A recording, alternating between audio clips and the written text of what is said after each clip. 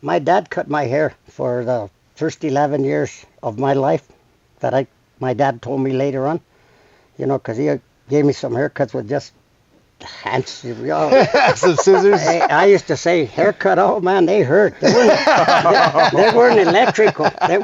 You'd squeeze it and then, Yeah. and they would give you that, that cutting exactly. And then with the scissors. It's not that camera. Oh, my bad. What's up, everybody? Two Guys, One Shed. We're coming back with episode 95. 95. Wow. 95. Yeah, last time you were on, it was like, what, 27? 20? No, I think it was only like 16. Really? Yeah. I think it was. But we have Serafin Bachicha, Pino Bachicha, known to many. He's been on the podcast before. It was a long time ago. 2 or 3 years ago. He helped us. He boosted us right off the bat. You know what I mean? He had a great podcast with him. And our first boost in the podcast, a lot of subscribers. Just welcome. Welcome back. Welcome back. Well, thank you guys. Sorry I got lost again. Oh, you're good. No, it's okay. That GPS that we were just talking about, that technology world, have left me behind a long time ago. And I'm here to admit, I'm glad I'm there. You guys can have it. And that's part of the thing that you guys were saying. You were comparing, the in my era. Yeah. And then as it evolved to where we're at now. Yeah. How we got along with that without that before? It's crazy. Help me out with that. I don't know how you guys would go across the country or travel across the country exactly without anything, just a map. Yeah, and I recall when it first came out, especially the cell phones, and I thought it was a great thing myself because I visualized a lady breaking down in a winter storm or whatever, right? And she had access to call a loved one, a husband or whatever, to come get her or help her out. But then, so many people along the way use it for different reasons. Oh, yeah. So, I don't know how you control that. I don't think there is any controlling, it's kind of Yeah. like I was saying, God gave us free will, and you choose to do what you with it as you do. Exactly. And you know darn well as I do, you guys are old enough now that there's good people and bad people in this world. And that's just, I don't think the good Lord meant it that way, but that's the way it worked out. As when I was doing my share of coaching or whatever I did in my lifetime, I never believed that God made junk. So kids that came out and went through our system, back in those days anyway, they were there for the right reasons and for whatever, to participate, whether in sports or school. But then society, pardon my French, screwed them up here. Yeah. They started, and if you're fair to them and honest with them, Oh, yeah. they'll do anything. And if you be vulnerable, they'll do anything for you. Oh, yeah. And what for people sure. don't do is that those little kids, all my life, taught me a lot. They were like, I'll give you an example, like walking in through that door with your dogs there. Yeah. I told Kevin, I says, I bet that little one's the meaner one of the two. He is the meaner one of the two, the older guy. But it just takes time for them to, because I didn't use the animal aspect to compare kids. No. And the only analogy I have behind that is that they know who treats them good. Yeah. And you get a dog and you kick him enough around. Yeah. He's gonna bite you. He's gonna be mean. Yeah. But if you treat him right, Yeah. you feed him or whatever the case might be, he'll protect you at all cost.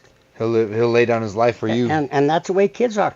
If you learn their trust, they'll climb up backwards up a wall for you, Yeah, I know. But like I say, those young kids, they all taught me a lot too. How did you, how did that affect you coaching when you knew some kid could you tell when? Yeah, when he was being bullied or what? No, when a kid was maybe started going down the wrong path or. Oh, okay. Or when. Well, the first thing I would do myself personally, and I don't have all the answers, okay? Right. But personally, what I would do is I'd pull him aside and kind of give him the pros and cons of it. And I taught, mostly I never did anything, the highest level-wise, education was just middle school. Yeah. But with the little guys, I would contact their parents and just kind of let them know, what can we do to help him out in this area? Yeah. But when I got to when I did the middle school, which the only time that I actually got paid for what I did, and I'm not complaining about it because Right. I got so many good friends, they're young men like you guys. Yeah. You're men already, but they pay dividends big time. Fireman's carry, I can show you a lateral drop. Who am I impressing? Yeah. They don't know what I'm talking about. Yeah. Right. But it's got to be up to them, you know. Yeah. And they all learn at their own separate speeds, And it's life. It is life. Yeah, because I used to back in the day when I was first coaching, especially little guys. I used to have a parent-teachers conferences at the beginning of the season. I'd have them all come in. I told them, if you don't come in, I never charged anything for Metro Wrestling back in the day. I said, well, we might ask for donations or help you to come and help us during the league, to run the table, doors, whatever. Yeah. But we all have one common goal, and that's your kid. Yeah. You want the best for him, and I want the best for him. I'm going to have him for 2 hours on Tuesdays and Thursdays. That's when we practice. And I said, so, he can't come home to you and complain about something that we're not doing nothing wrong, because kids are kids. Yeah. Oh yeah. I said, but if you do have an issue, because I was the head coach, for the whole thing, and I had 4 other individual coaches, for the different age groups. And I said, you have an issue, try to get a hold of that coach, because we used to have on the flyers with the phone numbers on there. If you go and resolve it, then I'll sit with him, with that coach, and you, and we'll come to a conclusion of what's going on. And then they used to look at me and said, well, you make it sound easy. I says, no, not really. I said, because, which I am, a retired sheet metal worker, okay? And I used to use that analogy, and I told them, look, when I was in the sheet metal world, which I did for 36 years, I said, the sheet metal comes in a skid. It's just a flat sheet, different sizes, 36 inches, 48, 42, whatever, and it's flat by 10 foot. We take that piece of sheet metal, we cut it to whatever size, whatever we're building, and then we notch it so that we can form it, and then we weld it, and then we send it back to the polishing department. They polish it all out, and all the parents are just looking at me with that, you're deer in the headlight. And I saw, but my point is, it's rough and it takes time to shape them, form them, but we all want the same thing, a nice shiny product going out the door. Exactly. And that's why I use that, with the parents, so that. What made you, so I know you've volunteered most of your life to helping kids out and everything else. What made you want to do that? What is there something that happened to you, or there's something that's just always been a part? You've always wanted to help out kids? I was very fortunate to have a great mom and dad, a good family. At the time, you wouldn't have been able to convince me, because my dad always. We lived in town, little old Fort Lupton, but he ran this farm for this couple that came from Missouri. Their name was Ben and Alla Lansdowne, and my dad got hired to run their farm for them because they were up in age.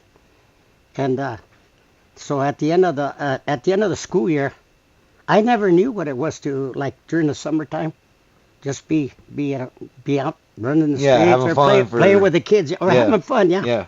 So I think I kind of look back on that. I said maybe I was just a little starved for, having that. So when every chance I got, I wanted to get into athletics. Always intrigued me, but I always used to say, "Come on, dude, you're only 5-0 and 75 pounds soaking wet as a freshman." I said, "What shot have you got?" I says, "Well, I've always been of this concern. If you can do it, so can I." Yeah. I may have to take a different path to get there, but there's where there's a will, there's a way. And it's ironic that you asked me that question, which is a very valid question. I wanted to coach, but when I got married in '61, and it took me, the first 10 years of you guys are married. I'm thinking it took me the first 10 years to kind of start raising a family, getting a little situation, getting a house, or whatever they get, kind of trying to figure it out. Right. And then one day we were, my wife was a Brighton girl, and we were sitting there at my mother-in-law's one night, and my brother-in-law, God rest his soul, who's, he's he's gone. He told me, he says, brother-in-law, why don't you come and help us coach the Southwest kids over because their coach quit on us. And I tell her, don't ask me, ask your sister if I can. and that's how I started, in all honesty. Yeah. And sometimes I look back at all that, and these people say, man, this guy can sure make up stories. But this in reality would happen. So anyway, she gave me the blessing. So I went and finished out the season with those kids. And at the end of the year here in Brighton, they used to have they had a lot of even back in those days they had their share of middle school and little schools, Uh-huh. So there's a bunch of kids. So at the end of the year, they used to have a big tournament at the high school. And I happened to be coaching, obviously, on that particular day. And you were probably already gone. You remember the name Bill Hendershot at all? I think he was the principal for a little while after he quit coaching.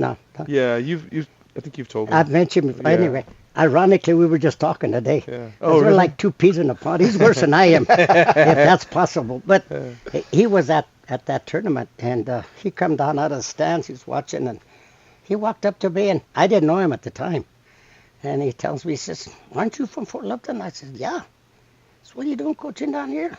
I says, I can't even get my foot in the sideways at the door over there for facilities. Uh-huh. And, we're going to start from scratch. At the money and whatever, he tells me, if I get the uniforms, will you come and do this exact same thing in Fort Lupton? I said, heck yeah, that's my 20. Yeah. And that's how it started in Fort Lupton. And it was so ironic. Just today, he called me because we still stay in touch. Yeah, that's good. He's got pardon my French, he's got a shitty laugh. When he laughs, it's just a shitty laugh. That's all I can say. And I'll call him every once in a while just to hear a shitty laugh. But anyway, we were just talking just today how ironic, and I wasn't telling him about this, but we were kind of bouncing off all old memories. And that's the way it started for me. That's crazy. They opened the door and over there, and he got the uniforms, and from there it's history. Yeah, a lot of history. And that's how it started. And I think me, myself, personally, I wasn't very big, but I love sports, but, 5 foot nothing, and as a freshman, I weighed 75 pounds soaking wet, and the starting weight was 95. So what prayer did I have? That's crazy. Wow. But my dad on that farm, like I say, every chance I got when we had, like, lunch and stuff like that, the mailbox was about from here to at least a quarter of a mile to go get the mail. Yeah. So I'd run and get it just to stay in shape. Oh, I was still in this sick little mind of mine. I wanted to be an athlete, so I just got in real good shape. And then bucking hay, instead of you fancy people have weights and all that stuff.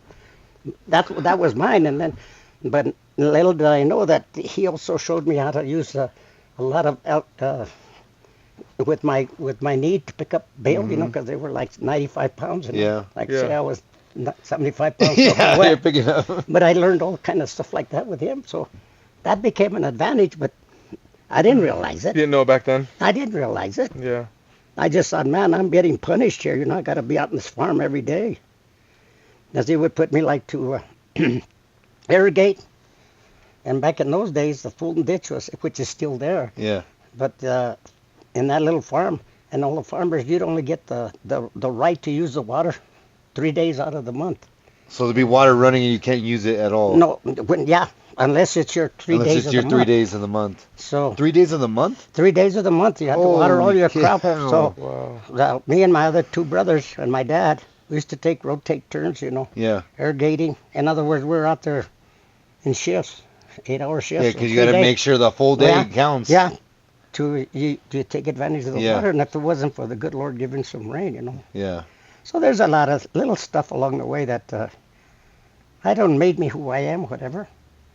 Because I can recall sitting there many, many times. Probably all of 11, 12, 13, that old saying, hire a teenager when they know everything. Oh, yeah. I used to sit out there and I'd say, what did I do to deserve this, I'm getting deprived, like I said. During the summer, I never knew what it was to stay home and go play with the guys, Yeah. So I was starved for that, I think, and what leads me to that point that you were asking me, what made me want to start that? So when I got married or whatever, started my family at 10 years, I decided I got permission from home, the boss, the glues of the family. And then, of course, I had the 2 boys. That helped a lot. So I got the blessing. Go for it. And then Bill Hendershaw, like I say, was the principal at the time at Fort Lupton. So that's the way it started. You have a knack for teaching, like, you know what I mean, better than anybody I've ever known. Like you're patient and everything else too, you know what I mean. But that's hard to. That's, you know what I mean. Some people are born with the patience, so. And well, you always put yourself. I've always been the type of person that you put yourself in a position. Yeah. And that's why I made the analogy about a black guy. Yeah. What would you do if you were black? Yeah. What chance? You already got 2 strikes against you. And why? Yeah. There's no reason for that. Yeah. Again, it's that mentality of the world we live at. And it's not technology. It's just all this BS it's been here forever. Yeah. And the guy we got in charge now, all he did was just kind of give him permission. You know what I'm saying? Why was it hard for you to get your foot in the door in Fort Lupton before? I don't know. I guess I didn't know how to go about it. Maybe that was it. And I worked every day. Yeah. So I was never in town. Yeah. You know, I lived in Fort Lupton. I drove from Little Fort Lupton to Englewood, 29 South Santa Fe Drive for 16 years. You know. Oh, wow. So you've seen all the changes. Pretty much. You've seen everything change pretty much. So how did you get there before? Was it 85 or? Yeah, well, it used to be. Old 85? Do you know that old 85 that comes out of Lupton? That used to be the original 85. Yeah, and then that 85 that we got going by there now, that's there now, obviously. But even then we used to, I-70 was, you know where I-70 is, by the Coliseum? Yeah. That used to be on the bottom. And then they built it overhead. Yeah. I went through that. That used to be 46th Avenue. Oh, okay. And by the stockyards and in there. Yeah. And so many times we used to drive and we had to take different turns and whatever to get around everything. And then it's I-25 now.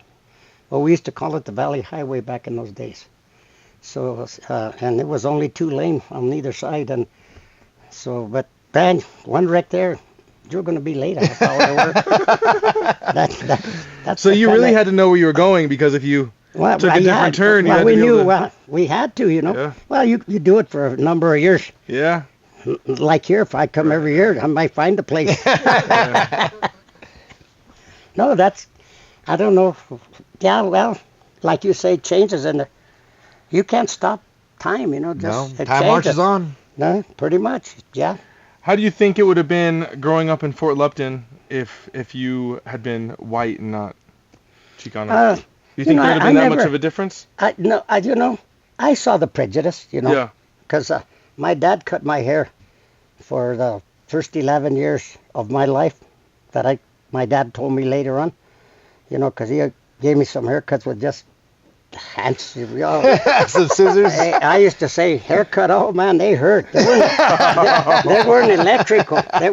You squeeze it and then they would give you that, that cutting exactly, and then with the scissors.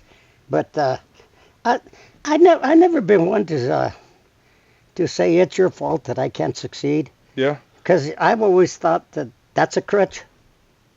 Yeah. And that's why I use my coaching technique. I used to tell the kids, if you start using a poor me because he's this or they got money, whatever, you're only hurting yourself. Exactly. Yeah. You're never going to get nowhere. Exactly. So you're spinning your wheels doing the wrong thing. Yeah. Yeah. Because, if you sit around and mope and say, woe is me, you ain't going to do nothing. No, and I think that's the problem too, like with the world nowadays, is everyone's looking at everybody else. Exactly. And they want what everybody else has instead of realizing what they have is pretty, instead of earning really good. it. Yeah.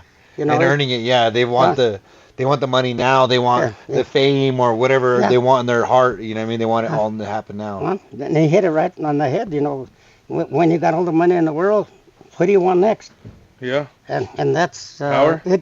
Even though you hate to say they've earned it, but they were also, especially this Horses platoon that we got in charge now, he was born with that silver spoon in his mouth. Oh, yeah. And he doesn't know the difference. So I don't know about you guys, but Rich boy. I laughed my ass off when he's sitting there with saying about the shelves and whatever, they're getting empty or whatever as we speak right now. Yeah. That son of a gun's never been in a store in his life. Yeah. He never has. I like when he talks about groceries. Yeah. And he's like, that's a great term, groceries. He's never been in The a price of grocery eggs store. and milk right now. Oh my gosh, $4 a gallon for Yeah, milk. groceries. Yeah. That's where you go select your private chef, right? Yeah. Yeah, and he's never. The funny have thing meals, about it not is that groceries. he's never been in a grocery store. I bet he's never walked through any store in his He would. I lifetime. don't think he'd want to. Well, I don't think he'd want to go pick his own food. he doesn't have to, But that's what I'm saying, Yeah, it's a lot of guys tell me, like me and Bill Hendershaw, we were talking today. I don't know, out of the blue he calls me, but I call him all the time too, because I want to hear that shitty laugh he has, And he called me today, so I was thinking about you today, so I thought I'd give you a call. I said, Bill, I've taught you everything I can. It's too late now. And we were laughing because it's funny, like you guys said, how did that all kick off? Yeah. Well, we were kind of reminiscing, and when he offered me that he would get the uniforms and we'd start the little wrestling program in Fort Lupton, and I said, do you remember that first night that we had the old Fort Lupton press back in those days? We put it in the paper, and we figured we went to that little middle school back there behind the middle school. It was the newest primary school there. Anyway, that was the biggest gym that we had access to. Yeah. So we went to sign up. We figured we could get maybe 40, 50 kids, maybe. Yeah. We had 300 kids come. Holy! Yeah. So This is in what year? What year was this? That would have had to been Metro started in 1969. So it had to be either 68 or 69. 300? 300 kids, whites, browns, Japanese, and then we're sitting in there, and he looks at me because we're those asshole buddies, Yeah. We hold. You talk smack to each other. Right, and he was the principal and the head coach, and I was just a peon, sheet metal worker. And then we started. He said, "What do we do, Bill?" I said, "Well, you're the administrator, bud. I suggest you go sit on your ass in there and sign up people. You don't know shit about wrestling anyway." And he was the head wrestling coach. But that's the way we got along. Okay, we weren't being detrimental to each other. Just that's the way we got along. Yeah. So how old were you when you started Metro? Then I would have had to been. Let me do some math here. Late 20s, 29, 28, Well, I was born in 41, so you guys help me with 28. the math. 28. Yeah, like 28. Yeah. Somewhere 27 along the maybe. line. Yeah, 20s. Yeah, like 27, 28. And yeah. when I got permission. Remember, fellas? I know what side my It took bread you a buttered few years on. of marriage first, huh? Yeah. Well, yeah, you had to take care of that first, Without that permission, Yeah. you're not going to get nowhere. You know what I'm saying? Yeah. Doing whatever you love to do and then have to come home and, battle over that. Oh yeah. So I went out there to make sure I got the... Yeah, regardless of what At you home. do, you want the blessing of your wife. Yes, Right? yes. Without her support, it would have been like salmon swimming upstream, Oh yeah, not going anywhere. No, you're not going anywhere. Exactly. So Yeah. what was the most difficult thing as you were beginning the program? Was it just having that many kids and not very many coaches, or? Yeah. The first year it took me about a week and a half from that original sign up. That I was coaching all 300 of them, Holy so I put them cow. all, wherever I could, and then I said, this ain't gonna fly. So I went out and recruited myself. This guy will be a disciplinarian, which I knew he was, being a friend. And he's the first one I asked to come and help me. And then the next guy I asked was our 127-pounder on our high school team, who was he was my how-to. His name was Rito Betancourt. I don't know if that last name rings a bell, but he's the second one I asked. And then I asked Leroy Olivas to come and help. So and then I helped Sal Ramirez. So I got 4 coaches other than myself, and there was age groups from 6 and under, 10 and under, 12 and under, 12 and under, 14 and under. Those were for the 4 age groups. So, I ran the practices, but at least I ran the practices, but at least when we would break, they would take their own little groups in there so they could, so they could kind of say, Did you have like a lot of anxiety, like when you saw like all those kids, like right when you walked in, you're like, oh my god. Yeah, well, I said to myself, It's a lot of The kids. hell did I get into? Yeah, you know, there's a lot of things you can fix, but stupid's not one of them, you know.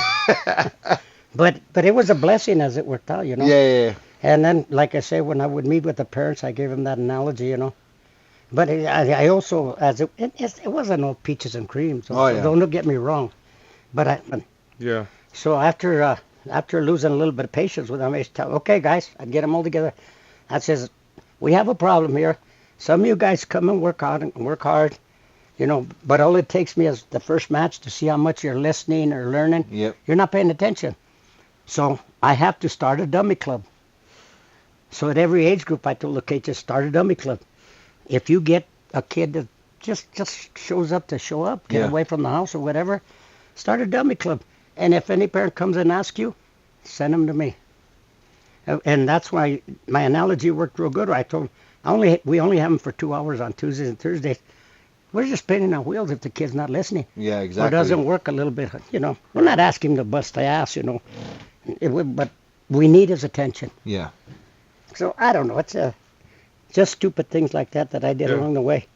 Because it had to make sense to the kids. Right. Because I didn't give a shit about the parents or myself. Yeah. He was the analogy I gave about the sheet metal. Yeah. It was going to take time for him to, you know, for that to sink in up here. Right. Have you found a difference as far as kids' attention when you first started coaching and at the end of your coaching career? Because, you know, whether you like it or not, you got to sell yourself. Yeah. That's whether you like it or not in anything. You got to sell it. Uh-huh. By sell it, in other words, people got to get on board with you, you know. They're not just going to walk in there in the blind and say, oh, you're heaven sent or oh, Allah or whatever. No, you got to earn. Right. I've always been a firm believer that respect is earned. Right. It's not handed out like paychecks. Yeah.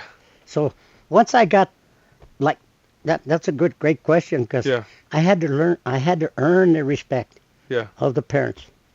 The kids were easy because they'd come, and if I had that support from the home 20, right, when those 2 hours that I had them on Tuesdays and Thursdays, I was going to get the max I could get out of them. And I didn't work them to death, right, but I wanted their attention. Yeah. They you know, and if I had a kid come in and just sat in the corner and cried all damn night, I would recommend to the parents, and maybe he's better off not. Maybe this isn't his sport. Right. Because it's a tough sport. Wrestling's a tough sport. Yeah. It's not for everybody. Did you find as kind of as you went through the generations, like at the end of your coaching career, was it harder to get kids to pay attention because of it got easier. Okay. And I'll tell you why. Because it's like you know, like those old ladies that like to gossip and chirp. The same shit with us, you know.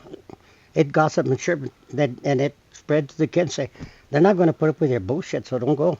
Oh. If you don't want to wrestle and pay attention, don't go. Mm-hmm. And I don't know. Well, you were there. Well, when did you graduate? 2009. Did we have all those state championships already? Yeah. 2006 and Sonny and Len. Not because they were there. Yeah. But all those kids there, to this day, they still call me dad, you know. So I must have done something right. Right, yeah.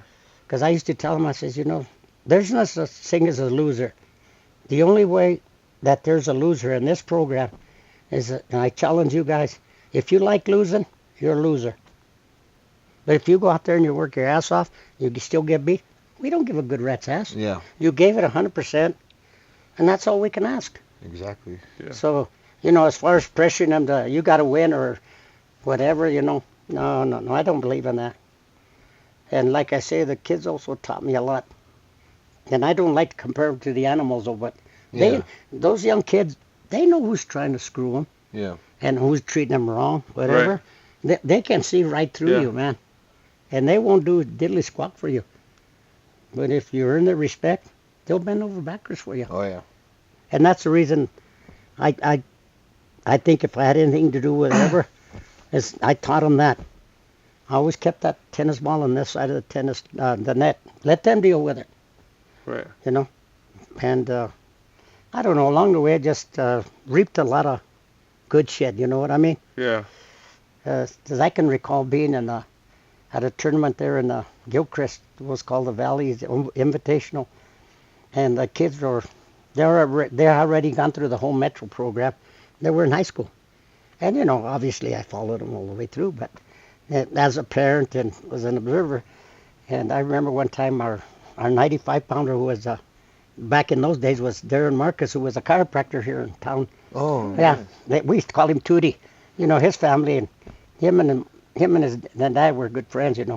Anyway, getting to my point being at the match, 95 pound was the first match, obviously, and Tootie went out there and he got destroyed because this kid from Valley was pretty damn good, and I was sitting behind the bench, listening to the kids, and they all started. Oh, so they think they can kick Tootie's ass, huh? We'll see. That was the only match they won. Oh, The rest of the kids, but that's the unity Yeah. that had developed. Yeah. But it developed over all those years of practicing together and being together. Because I figured if we if we wouldn't have done it right, they wouldn't have been together. Yeah. Right. Because his older brother Daryl, who's I think he's still a pilot or he's retired for Southwest Airlines. In the summertime, before any of the wrestling would start, he would get them all together in the summer and tell them, let's go get jogging so we can get going. Why? I don't know. We just had those kinds of leaders back in those days. I'm sure that came from my buddy Dean because he didn't put up with any bullshit either, Yeah. But back in those days, those parents were pretty united. And we had one common goal, their kids. Yeah. And I was just lucky the time I hit in that, What do you think? Do you think the goals have changed? Do you think the goal back then was to just to wrestle and or to get disciplined? Well, I don't think so much that was the goal, because every kid, once you lose, I don't care if you're a baseball player, wrestler, football, but you name it.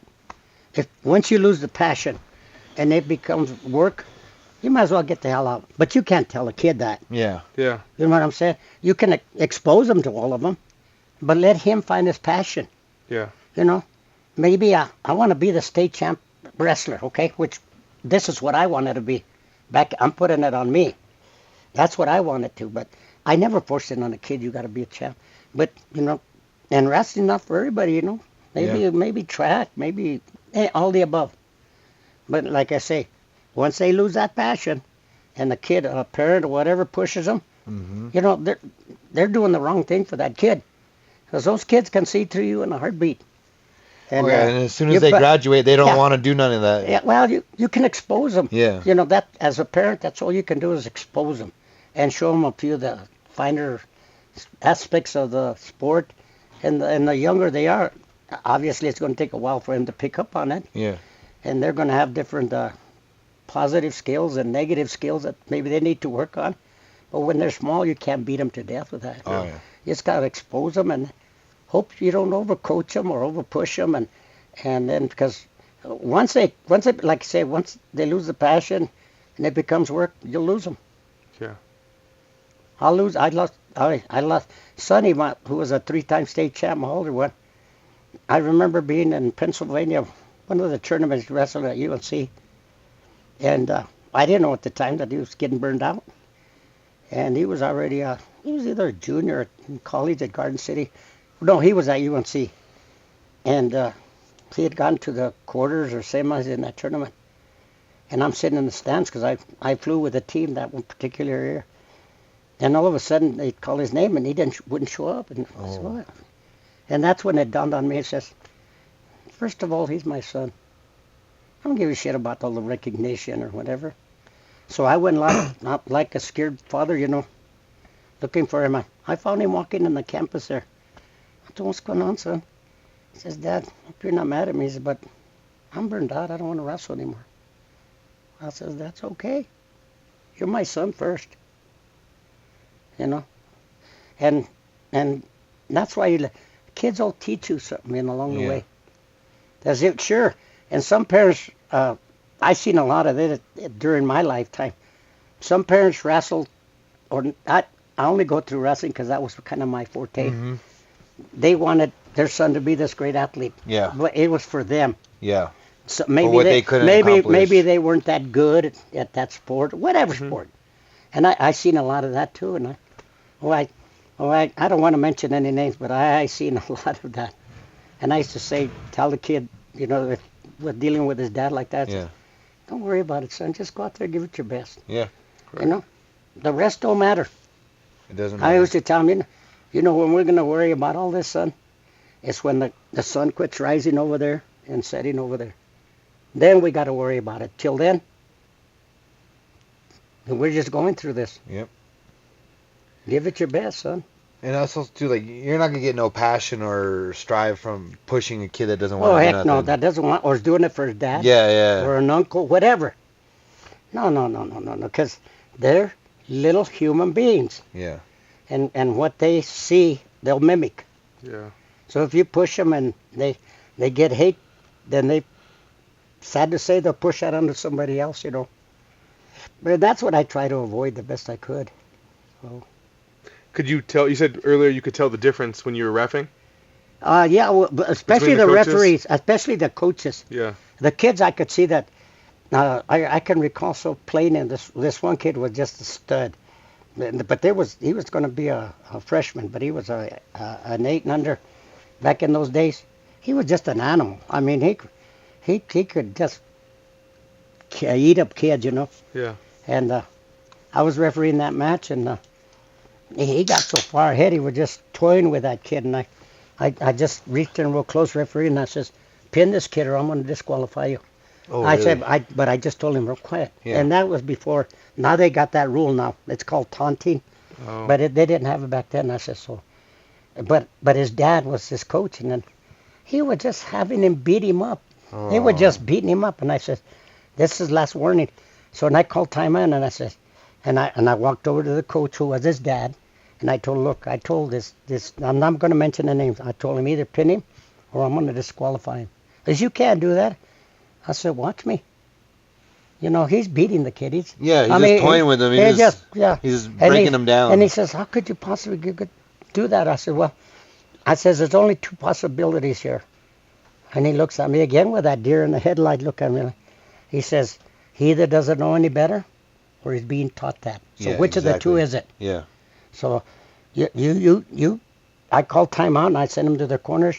I says, you guys decide. He come back out. He either pins him or I want to disqualify him. Either one, because he's not going to put on a show of beating up on this kid, not on my mat or on my time. And so she came out, boom, put him with sleep. But if you don't send that message, and again, like you said, it's either he doesn't know better or he's being taught he's that. being taught that. And that guy went on to be a high school referee, a high school coach over at Centaurus, and I was a kind of a not the director, but assistant director with Paul Roper. Remember Paul Roper? Okay, well, anyway. And he told me, he says, I learned a valuable lesson from you. I said, well, anybody wants to win, Right. but not at any expense. Yeah. Once you cross that line, then it's not a sport no more. Yeah, it's not a sport, and it's not sportsmanship, too. And that's what needs to be, like, sportsmanship. I think it's better. It's a lot better than it was before, but Yeah, I just think there's a lot of people though that make it worse. Because they put the rules in Yeah. and what I don't like, I don't know about you guys, and I noticed when they started letting kids go to different schools to go to whether they got recruited or whatever, that in every sport, that took away the purity of the sport. Oh yeah. Because hell, if I went and recruited all the studs, Yeah. you wouldn't have to know shit about wrestling Yeah. if you had all the studs anyway. Pomona did that forever. Yeah. Hey, I was born at night, but not last night, Yeah. And that's one thing that I see that's going on now that I don't like. Oh yeah. And that's in every sport. And I don't know. I do remember where it started, which I may need a potty break. Can we put like a little stop? Yeah, we can pause right now. Where can I go wee wee? Oh, we're in the bathroom here. I'll show you. Yeah. Yep. Yeah, we need a second to. I'll take your mic. It's not going to fly. Born at night, but not last night. Oh yes, sir. Yes, sir. Well, and like I say, this is just one man, okay? Everybody has a different way of, whether it's coaching, parenting, you call it whatever you want. But if you look at your siblings and you just want the best for them, Oh yeah. why in the heck would you want to push them or pressure them so damn Oh much? yeah. Why would you want to do Oh, that? that's how my son, he's autistic, Well, and beautiful. he doesn't really like sports, but he does like t-ball. And what difference is But we it? can't do it in summer because it's so like he's so sensitive to like heat and everything else too. So we do fall ball, but he doesn't want to. We try it like Mal thought like when we were gonna have a son, he's like, oh, he's gonna be a football player, he's gonna be Whatever, everything yeah. else. But then I'm down for if he does whatever he wants. It makes him happy. Whatever makes him happy. Well, Sonny, my oldest son, has his grandson, my great grandson. Now they tell me he's artistic too, so I don't know what all that entails. But like I always tell him, I try to talk Spanish to him. I call him mijo and all that, And I look at him, because he is a chihonky because he's half he's half and half.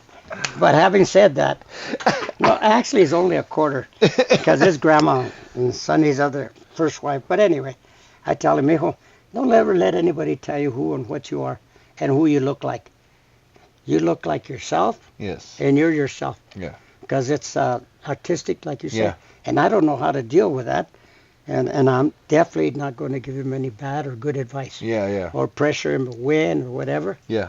I just tell him, go out there and give it your best. They're just a little bit more sensitive to the world. That's all. That's Maybe- all it maybe- really see, is. you know what I probably mean? know a little more about Yeah, that than I do. yeah. Is that what it is? Yeah, it's just they're just more like their senses are way more like audio. Like if there's like a big room with Easton does not like I that noticed stuff. I noticed that. And he'd rather just like have his tablet and go to a different room and just be quiet. It overwhelms you. Yeah, it overwhelms him and it gives him like anxiety too and it's hard for me too. Like I'm trying to like Easton, like it's okay, but like I have to put myself, like you say, in his shoes. Like I don't know how he feels. You know what I mean? Exactly. And that's why I never pushed like sports like or anything onto him. Like and don't, you do whatever you want. If this is what you want to do, if you want to play video games, and that's what you want to do, that's fine. Whatever he wants to do, but just be good at what you do. Exactly. Even if it's video games or whatever. reading a book, give it your full best. Exactly. Now in Broomfield, I think they have an esports league. Oh, they do? Yeah, where you have the kids get together and they play video games together on a team. Like an actual league. Yeah, so it's like 6-10 kids and they're on a team together and they do their league. They like varsity and JV, don't they too? And then they play against other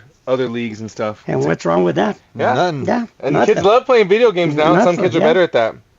Some kids make millions. It's kind of I was thinking about this the other day, and it's kind of the same. It's very similar. And when I was a kid, I had trouble with like certain clothing and how they feel. Oh, okay. And if certain clothing would feel a certain way, it would drive me crazy, and I wouldn't want to wear those clothes. Oh, okay. And I remember having a shirt, and the inside it had like a logo on it, but the inside I could like feel the embroidery. Yeah, I could feel the emblem on the inside, Yeah. and it would drive me insane. I'd never want to wear that shirt. That wasn't your thing. And my mom forcing me to wear that shirt, and then like having my son, and like he doesn't like something because it doesn't feel right with him. Yeah. He's like, it doesn't feel. I don't like the way it feels.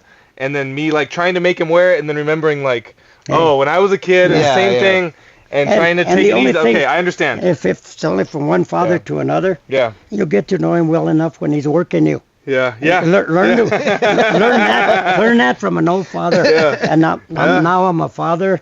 Obviously, I'm a grandfather. I'm a great grandfather. So along the line, you learn those things. Right. But again, with those types of things, honesty is your best policy. Yeah. First of all, we bought this because we thought you could tolerate it, or we thought it would be okay. Yeah. But don't work me, son, because that's not going to fly. Yeah. You got to be real with them, not a bully. Yeah. But be real with them, And you know what they'll say? Because kids taught me a lot. Yeah. They say, my dad's onto me. He won't admit it to you. Yeah. Because one thing I learned about kids, especially when I was the campus supervisor there at Fort Lupton. Oh yeah, we remember. I was Yeah. there. I remember. Calvin was in trouble all the time. No. I used We used to to, watch the class together. and then I was bilingual. That helped me a lot. I was bilingual. You catch And everybody then. I used to, hell yeah. And then I used to blow them out of the water because I started talking to them in Spanish. Yeah. And I used to tell them, look, if you're out here ditching, especially if I caught them ditching, not between hours or at lunchtime, but I caught them when they should be in class. Yep. When 'Cause everybody I used to should be in walk the class. halls, yeah, because I walked the halls and I was out on that, and I'd tell them, you know what, let's, I'm gonna side with you on this one. I says that your teacher is racist in Spanish. Yeah. but look what you're doing, son. And they'd look at me again with that deer knock. Like, what do you mean by that, dummy? Or whatever, I'd say, look, if she is racist, you're playing right into her hands. She doesn't want you in your class, so you don't learn anything. Education is something that nobody can take away from you, son. So the only one taking it away from you is you. Don't let her win. Yeah. Don't let her win if you're using that as an excuse to be, I don't like her because whatever. Yeah. Don't play into her. Go to your counselor. Yep. And tell her exactly your issues, Let them deal with it. That's an adult problem, not yours. But I used to catch them, and as I was coaching at the middle school then, and we used to have our football games at the high school, and we walk over from the middle school to the high school to play our football games, and we'd be walking across there, and I'd see the same Chicanos that were already sophomores and juniors out there after school hours. I says, okay, cabrones, now wait till I catch you tomorrow. We're gonna. And one day I cornered about 3 or 4 of them, and I got them together, and I says, help me make sense of this in Spanish. And again, they look at me with, why in good God's heaven, at school I have a hell of a time keeping in class. But then as school is over, your ass is still here. Help me with that. What is I don't see? And then they opened my eyes and they said, we don't have a home to go to. Oh. Our parents are either working or they had one of the parents was, it wasn't the greatest marriage situation or whatever in the world. So I says, here again too, break that cycle. Yeah. Don't do it if you get married or your sister gets married or a brother, help them out with that. Break that cycle. Yeah. Because it becomes a learning behavior that it's acceptable, but it's not. If you don't like it, someday if the good Lord's willing, it's going to give you a kid. Do you want them to suffer from that same thing? Yeah. And break the cycle, that's up to you. Since you like you said, you've been a father, a grandfather, and great grandfather. I'm a great grandfather. Yeah. What is your one advice that you want every parent to know? So like, if you could give one piece of advice to every parent, what would be that one thing that would? What I would tell everybody is, first of all, every kid doesn't like authority, but in the end, they want authority, but they just don't have no way of showing it. But and the reason I threw that in before, how I really feel is, treat them as an individual. Don't baby them because, I'm not saying don't be cruel with them. Yeah. Just treat them as a fellow human being. And obviously, as the ages go from 0 to whatever, you help me with that number. You come up with a number there. They really don't know the difference between anything. You know what I'm saying? Yeah, like 0 to 5. They're just growing up. Right. And that's where you got to be smart. Yeah. When they get to that mentality. Wow, was that the wind? That was his blessing. Might have ended. Oh. No, I'm just kidding. No, well, that's okay. Yeah, but you also have to respect the kid, right? Yes. And understand when the kid's trying to tell you the truth and be understanding of that's what they're trying to tell you. I think you've heard me say that 2 or 3 different things. Is that the kids taught me a lot too. Yeah. It's just like those 2 dogs there. They're only doing their job. Right. Yeah. And if I mistreat one of those dogs or push them or whatever, or try to run away from them, they sense it. Yeah. The kids are no different. Yeah. They sense that. So that's the only advice I would give. From 0 to where your kid. Yeah. It goes back to that analogy I gave you about sabes lo que traes en tu canasto. What does that mean? I have no idea again. Something with the basket. Are you a slow learner? Yeah, I am very slow learner. No. You know what you have in your basket? But you know what you got in your basket. Yeah, you know what you got in your basket. Like your artistic son. Yeah. You know his learning skills. Yeah. And it's going to take maybe a little more, whatever. Yeah. You know what you got in your basket. Yeah. So you deal with that. Yeah. And then at the end of the day, you give him your love, your nurturing, but there's going to come a time where you as a father, and I'll challenge you the same way, when it's time to just kind of, not not put the hatchet down or whatever, but say, okay, that curve is over with. Yeah. Right. It's time to get after it just a little bit, not a lot, Yeah. because you're not going to have me forever. Because to me, somebody that coddles a kid, you're doing him not a favor. No, I know that. You know, Yeah, and I because, believe heavily in that. I believe he's more. My son is plenty capable of doing anything that any other kid could do. And you'll learn this curve. Yeah, You'll learn this curve. Yeah. Because And you want to push them too. Yeah. Right. You don't want to. You want to catch them when they fall, but you also want to push them to be their best. Exactly. Because eventually it goes back to my analogy about keeping the tennis ball on their side. Yeah. Don't be cruel, but let him deal with it. Yeah. Because that's the only way he's going to come to terms with it and deal with it. This world is very, very cruel. This world is not easy. It's not. You know where's in my lifetime, whatever, when I was at the middle school working, being that campus supervisor, because that's where I had my office at the middle school. The cruelest place was that school ground, that at noon. Oh yeah. Oh, those kids are. Middle school kids are mean. They're not whatever, but you had your set of bullies. Yeah. Which I put those little suckers. I put them to sleep in a hurry.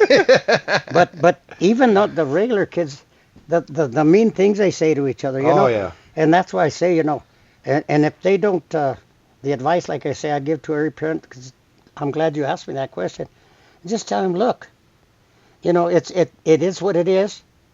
But I always told my kids, all of mine growing up, I says, first of all, don't ever start a fight, but don't ever walk away from one. And they look at me, well, how can you say that? That's because the first time that you walk away from one without at least saying, leave me alone or something like that, then you become a target. And so that word travels fast, I say, that kid's an easy picking, Chris walked away so fast they didn't even know he was a target. Yeah. They'd be like, hey, and Chris is already gone. I've never been in a fight my entire life. I'm out of here. Yeah. I've always been the bigger person. Well, but it's good, but at the same token, you become a target. You know what I'm saying? Yeah. They say, oh, that guy's an easy. I'm having a bad day. That's why he became funny. Yeah, that's why he became funny. Huh? That's why he became funny. To keep him off his back.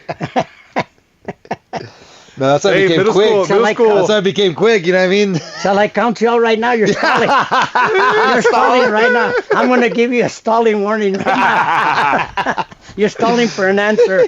Yeah. No, but but that's the beauty of life to me. If we were all the same, it would be pretty damn boring. Too. But the only reason why this is like, even like if I got in a fight right now, there would be no good that comes out of it. Yeah, exactly. Right now, if I got in a fight, I would lose. Who's the only way one? more. Hey, the other one that loses? Is you and the other guy? Yeah. The police officer is going to be the only winner. Yeah, I know. That's what I'm saying. Yeah. And yeah. Well, that's. Not if he gets close. You know what I mean? I might. Yeah. No. Listen, I would just That's walk all away. me. I just walk away. Easy. Easy. I don't want to tell you my background because it's not pretty. Oh yeah. And you might have your way with me, but I have so many guys who'll come looking for you. Oh yeah. It's not going to be pretty. Pino's they don't know the difference. Yeah. They don't know the difference. Yeah. At least you put that thought process into mind. Oh yeah. And you're like Bruce Lee, you know what I mean? Your hands are considered weapons. You see how fast he is? Go on, look how fast he is. Well, that was one of the good things that the good Lord sent me with. And it's like my sons, Can you imagine the pressure that Lenny, my son, the younger one, had? First of all, I was a 2-time state champ. And I only tell you this because of the pressure for him. Oh, no, you... First time, 2-time state champ. 1-time second placer my sophomore year. And then here comes his brother. Should have been a 4-timer, but he was a 3-timer. Now here comes little Lenny. Yeah. Can you imagine the pressure that he was under? Yeah. And he overcame it, but many times we sit and talk exactly like we're talking here. He as a freshman he took 3rd, which is pretty damn good. And then the following year he was state champ. And then his junior year, he blew out his knee in the quarterfinals or semis. And he just didn't wrestle anymore in that tournament, but he took 6th. I mean, because he had to be in the semis. And then his last year, the kid that took it, he had pinned him twice already. Oh, no. And then his senior year was a state champ. But I say, here again too. We never told him he had to. Yeah. He wanted to. Yeah. You know. As at the come state tournament time, we'd be sitting at home because, again, the boss of the family demanded we have supper. And we'd be sitting there. The eves of the state tournament, whatever. I used to tell him, look, you go out there and just give it your best shot. Whatever got you there, you belong there. But to be the champ, you got to beat them all. Yeah. And if you lose, hey, you're there. You made it that far. Yeah. Never did we say, you got to win. Yeah. And I told him, don't ever look at a bracket. Then you get in your head. And the kids from Brighton taught me this, but when we used to wrestle, Brighton would take their kids to wrestle, our little kids over there. Mm-hmm. And I used to always pay attention to everything that's going on around my side. All these kids would be telling some of our kids, hey, you don't want to wrestle with that kid because he took 6th in the nationals, which is a bunch of shit. Who was setting him up? Yeah. Wrestling is not only a physical game, but it's a mental game. If they instill that in my kids, I used to tell them, you don't listen to those guys. Tell them you got to prove it to me on the mat. Yeah. It's only me and you and that referee that hopefully keeps us from getting hurt, and the good Lord. Other than that, let's get after it. Yep. No, I learned that a long time ago. As a matter of fact, when I first started coaching, those Brighton kids would come, and I don't know if they were taught that or what, but they used to, go tell that kid that you beat the national champ last week. Smart. Well, yeah, To get the that, mental and side, it gets yeah. in their head, yeah. Yeah. So, like I say, As soon as I'm losing, I start running my mouth. That's the first thing I do. Alvin's trying to win his back way in. start If I'm tripping. winning, I won't say a word. But as soon as I'm losing, I'm start talking. tripping. You're a sore loser. Yeah. Who likes to lose? That's how I get my way back. Well, You're beating me right now, but let's get the mental game going. But it's exactly what I said here. You proved my analogy just Yeah. right. You didn't like losing. Yeah. A loser is one that likes losing, Yeah. and you didn't like losing. Still don't. Well, who does? Yeah. Who does? Yeah. Okay, whoever likes losing, I'll show you a Nobody. loser. Yeah. That's the only way I can. Yeah. And we're all going to lose, Understand, yeah. one way or another somehow. But not at everything. But the mentality is still there. You don't like losing, but not win at any cost. You chirped your mouth. They just say. I don't Yeah. want to use an example. Yeah. But you didn't throw a fist, did you? No, never. To get ejected? No. You're lucky I wasn't refereeing that match. I would have told you, young man, watch your mouth. I hear that from you. You're going to be... You're out of here. Nothing. I was never anything bad. Never anything bad. I know, but no. It was, but you it was, see- mo- it was mostly No. your mama jokes. Yeah. You know what I mean? Never cussing. Never cussing. No, I'm just kidding. I'm just kidding now. But that's good. And like I say, the only loser in my eyes is one that likes losing. But not win at any cost. Yeah. Yeah. And you just got to just tell them, in any of the sport, you go out there and give it your best. That's all that matters. The rest don't matter, and use that analogy. Yeah. We'll worry about it when the sun quits rising over there and setting over there. And then it starts making sense to them Yeah. that it's not that important. It's Right. not the end of the world if they lose. Right. It's Try their best. But you don't want to pat them on the ass and say, Yeah. "Oh no," but It's okay, yeah, let them yeah. come. Let them come to terms with that. Yeah. It's good to feel it, right? You have to feel that Exactly, yeah. loss and feel how Yeah, bad it yeah. hurts. And if you gave it your best shot, what else could you ask for? Yeah. You don't want any more from your kid, whether he's your son or one of the kids you're coaching. Yeah. Yeah. Because then they respect you too, Because kids are so smart. Yeah. They'll figure you out in a heartbeat, man. Yeah. Kids are very smart. I don't think Very parents smart. and adults respect kids enough Yeah. for how smart they are. They don't realize that. Yeah. I think they read people better than Oh yeah. adults do. Kids read people like Yeah. you were saying, like with the dogs and everything. The Yeah. kids And they read people- remember. Yeah. They and they remember so remember, well. too. They know who means well from and that's what you heard me say from the very get-go. I learned a lot from the kids too. Yeah. Because if I was honest with them, they were honest to me tenfold back. Yeah. And that's why I say those kids. I started the Dummy Club. It only lasted 1 year, because when they came back next year, they knew Yeah. if they came back. Yeah. But it was my way of saying, look, I'm here to coach. We average about 90 kids a year, Mhm. which is pretty damn good back in those days. And I said, if you think I'm going to spend my time with you 3 or 4 or 5 guys, whatever it was, that was, I'm cheating. Now there's 5 of you, and you'll learn this in school, which is more important school. That 5 away from 90, that's not a very good odd, Yeah. So I'm not going to waste my time with you guys when these other 85 that want to learn. And that's the way you got to be in the classroom. You think a teacher's going to listen to you BS in there? Yeah. And then cheat the other kids. So you better come to terms with that. We're here to, teach you the sport. But if you don't pay attention, So let me ask you, how would you start wrestling every season back then? Would you just put a flyer out in the paper, or because nowadays everything is online and It's like a digital, everything's on Facebook? Well, usually in Little Fort Lupton it was word of mouth. Oh, okay. It was so damn small, Yeah.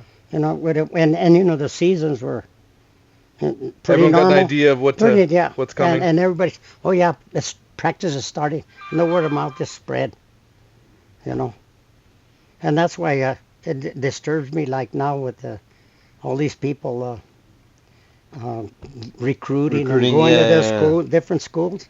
How purity of a sport is that? Yeah. And shame on especially the coach. How in the hell can you stand there with it like this and won a state championship, a team championship, and knowing you didn't have nothing to do with that kid except you recruited him? Yeah. That's a much BS. Which reminds me, you guys, Bill Hendershot, who when he left Fort Lupton, he went to Smoky Hills, and then he had a good friend, Steve Foster, who was at Cherry Creek. He told me today, anybody needs a wrestling coaching job, they need Cherry Creek is hiring. I told him, you want to come out of retirement? You probably don't even know how to add anymore, Hendershot. I can still coach, but you probably don't know how to add. But that's the kind of friend we are. Yeah, it's been a good ride for me, and I was lucky that that I found my sport. So you're 84 years old, great grandpa. What is your I guess not pride moment, it's like your happiest moment, like a full circle for like coaching and being a parent and everything else too, like all that. What's your full circle moment like when you looked and you realized, you know what I mean? Like, probably the biggest thing that I could put my finger on is that all the years that I did it, it's not the number of years. Yeah. You can't put a money value on the respect and the friends to this day that I have. Yeah. You can't put a money A price value tag on that. it, yeah. And that's probably the biggest feedback or plus that I got. Like, I don't know if you know Terry Unrein. Does the name ring a bell? I think I've heard you say something. Yeah, well, like he was a state champ and just one time. He was a hell of a football player. Did he go pro? He went San Diego Chargers. He went to the He Chargers. went with the Chargers, and then he got hurt and he got traded to the Rams for a little while. Anyway, he never made it, because he was hurt too much. Yeah. But those kinds of guys, and I just saw him maybe a couple years ago or something. And he says, you're more like my dad or my family. You know that, don't you? That's how do you put a money value on that? And I think so. That's probably you're just like how many people you've how many lives you've touched. How many lives you touched and inspired, like. Well, and that's what Bill and I were. Bill Hendershot again. That we were talking about today. People don't understand. All the other sports, and I don't belittle like football, track, basketball, team sports, soccer. Mm-hmm. I don't belittle them, but they just don't realize how tight the wrestling community is. Oh, yeah. And it is because it's a one-on-one. Oh, yeah. And because you're all starving, huh? Huh? You guys are all starving for a meal. You guys are all starving for that meal at dinner. No, I never had to cut weight. The only time I cut weight was my senior year, and that's because I beat out my buddy and for the 100. I didn't want to cut weight because I finally grew to a whelming 115 pounds. Oh. So I was going to wrestle 103 instead of 95. So I ranked off with Dana, and I beat him. But then he couldn't make 95. He's a German little stocky guy, and he couldn't cut it. So that's the only year I cut. Senior year? I never. No, I cut, Oh, I was just kidding. about 7 pounds, I want to say. That was the only. But I had a good Mexican mom. They used to tell me all the time, "Mijo, eat this bean juice. You'll lose the weight And and you'll have feel all the full. iron, Yeah. all the iron that you need." Now, my senior year, I was the stinkiest guy. Probably, but it was a soupy bean. The soupy bean. They were easy. Didn't have to cut weight so bad. Soupy beans. That's the only time I love cut. whole beans. Oh. Yeah. I love Oh, that. soupy beans, me Yeah. too. To this day. Yeah. Yeah. What was your favorite part of growing up Chicano? Like being Chicano growing up. What was your favorite part? Probably being involved and getting recognized for what I did, and being a Chicano, that they acknowledge that. As you well know, there's a gym named after me. Yeah. And I'm not whatever. I don't. No, that makes me feel humble. Yeah. That the community recognize that for whatever reason. Yeah. And that's probably more. And then, like I told you, these guys like Terry Unreins, Mark Muse, you name them, Ruben Bravo, Yeah. all those guys, they're still like my friends now. They're men, and they still respect me. Yeah. And that to me is you can't put a money value on that. Yeah. No way in hell. How did that come about? You getting the middle school gym? And you know what? Named after That you. was so funny. There was a guy that his son was wrestling, and the kid wasn't all that great, but he thought highly enough of me, and he was on the school board, so he had a little bit of clout, and he's the one that got the ball rolling. Oh, okay. And then Rich Hagan was there. Remember Rich Hagan, who we lost a couple years ago, I think so. and Tom Cortez? Yeah. They were the coaches there, so they all got together, and that's Yeah. how that came about. Yeah. Okay. But it was How did you feel? What was your feeling well, when it they was came to you? kind of overwhelming. Yeah. I said, that kind of nice. Now I gotta live a clean life. Yeah. Now I can't Can't mess up now. I can't ride into the sunset. No, and still a lot of guys. I told them, it's not a one-man show. The day that that mentality comes, you're in trouble. Yeah. If you think it's a one-man show, shame on you. Yeah.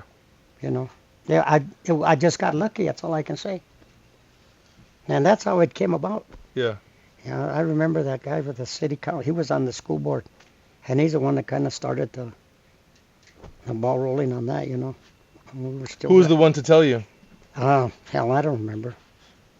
Hell, I'm 84. I don't remember what I. You're pretty sharp. You're sharp though. I can't remember. Sharp. I can't remember what lie I told you 5 minutes ago. But I do notice, though, really seriously. I mean this serious as a heart attack. When you get at my age anyway, and I had heard older people tell me about that, you'll remember a lot easier what happened way back in the day as opposed to what happened recently, like 6 months or a month. Or I don't know. I guess it's that when loss of memory or, the age. But you'll notice that when you get older, you got a long way to go. Yeah. But that's what I notice. Hopefully. That's what I notice. Yeah. Like Lenny's still really involved with, he's still on the Coaching? Coaching the girls in Lupton, and he's him and Steve Valdez run the state tournament, Right. and they run the Hall of Fame. Oh. And so he'll tell me crap like, "Dad, tomorrow I'm going there," whatever, and I'll space it out. I won't do it on purpose. It's just that I forget Yeah. because it's recent. Yeah. And that's my point, recent. It is crazy though how vivid your memory. Like you could say names, places, exactly where it's at. You know what I mean? Man, but that was a long time ago. Yeah, I know. And you remember that stuff, Yeah. Yeah, and so thank God for that. Last time you were here, you were talking to us about when you bought your first house Yes, and how much. Can you remind us? $11,000. 11. Can you imagine? I'll never forget that. It's still right there, that house.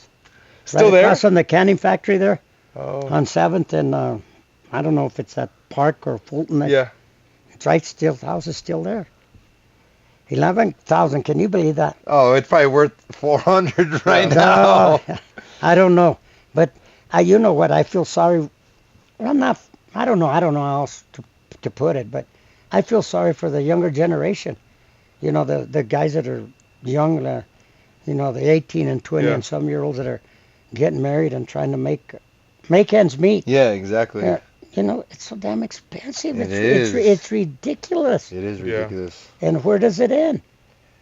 Yeah, I don't see no end in sight. I don't see it either. You know, and you know, well, you guys probably fit in there in that category a little bit. You know, just about the time you think you're getting ahead a little bit. Oh yeah, some other bullshit comes along. It does. There's a new tariff. Huh? Every time you think you're a little bit ahead, there's a new tariff. That's just life. Yeah. I tell another analogy. You want to hear another analogy? I have to take my hat off for just a little bit here. Yeah, you're good. See this bald head? Yeah. It's called going through the river of life. And then you look at me and say, what's this crazy old guy saying now? Well, I learned how to swim in the Platte River back in the day. When it was clean. When the river was there. It was real close, you know. Yeah. That 85 didn't go through there. Yeah. We used to go to my... Oh, that used to run through the town then, pretty much, right by the town. It was just right outside of town. Yeah, right next to the edge of town then. We used to go to the edge of town. That's the best way to put it. And then we used to go to my buddy's house, and we walk out the back door. And as soon as we got at the end of his backyard, it was woods, you know. Yeah. And we used to strip down and put our clothes over our head and walk across the river to go to this place we used to call Six Ponds. And those were created by a big rainstorm that we had back in the day. And they created 6 little ponds, and we used to go swimming back there. Oh, dang. You know, it wasn't running water, it was still water. Yeah. But I remember walking across that river, you know, with where it come up to here. Wow. If you think I'm short pretty now, strong? You think I'm short now? Strong. Yeah, and that's why I put that analogy about, you know, life. Life is like swimming.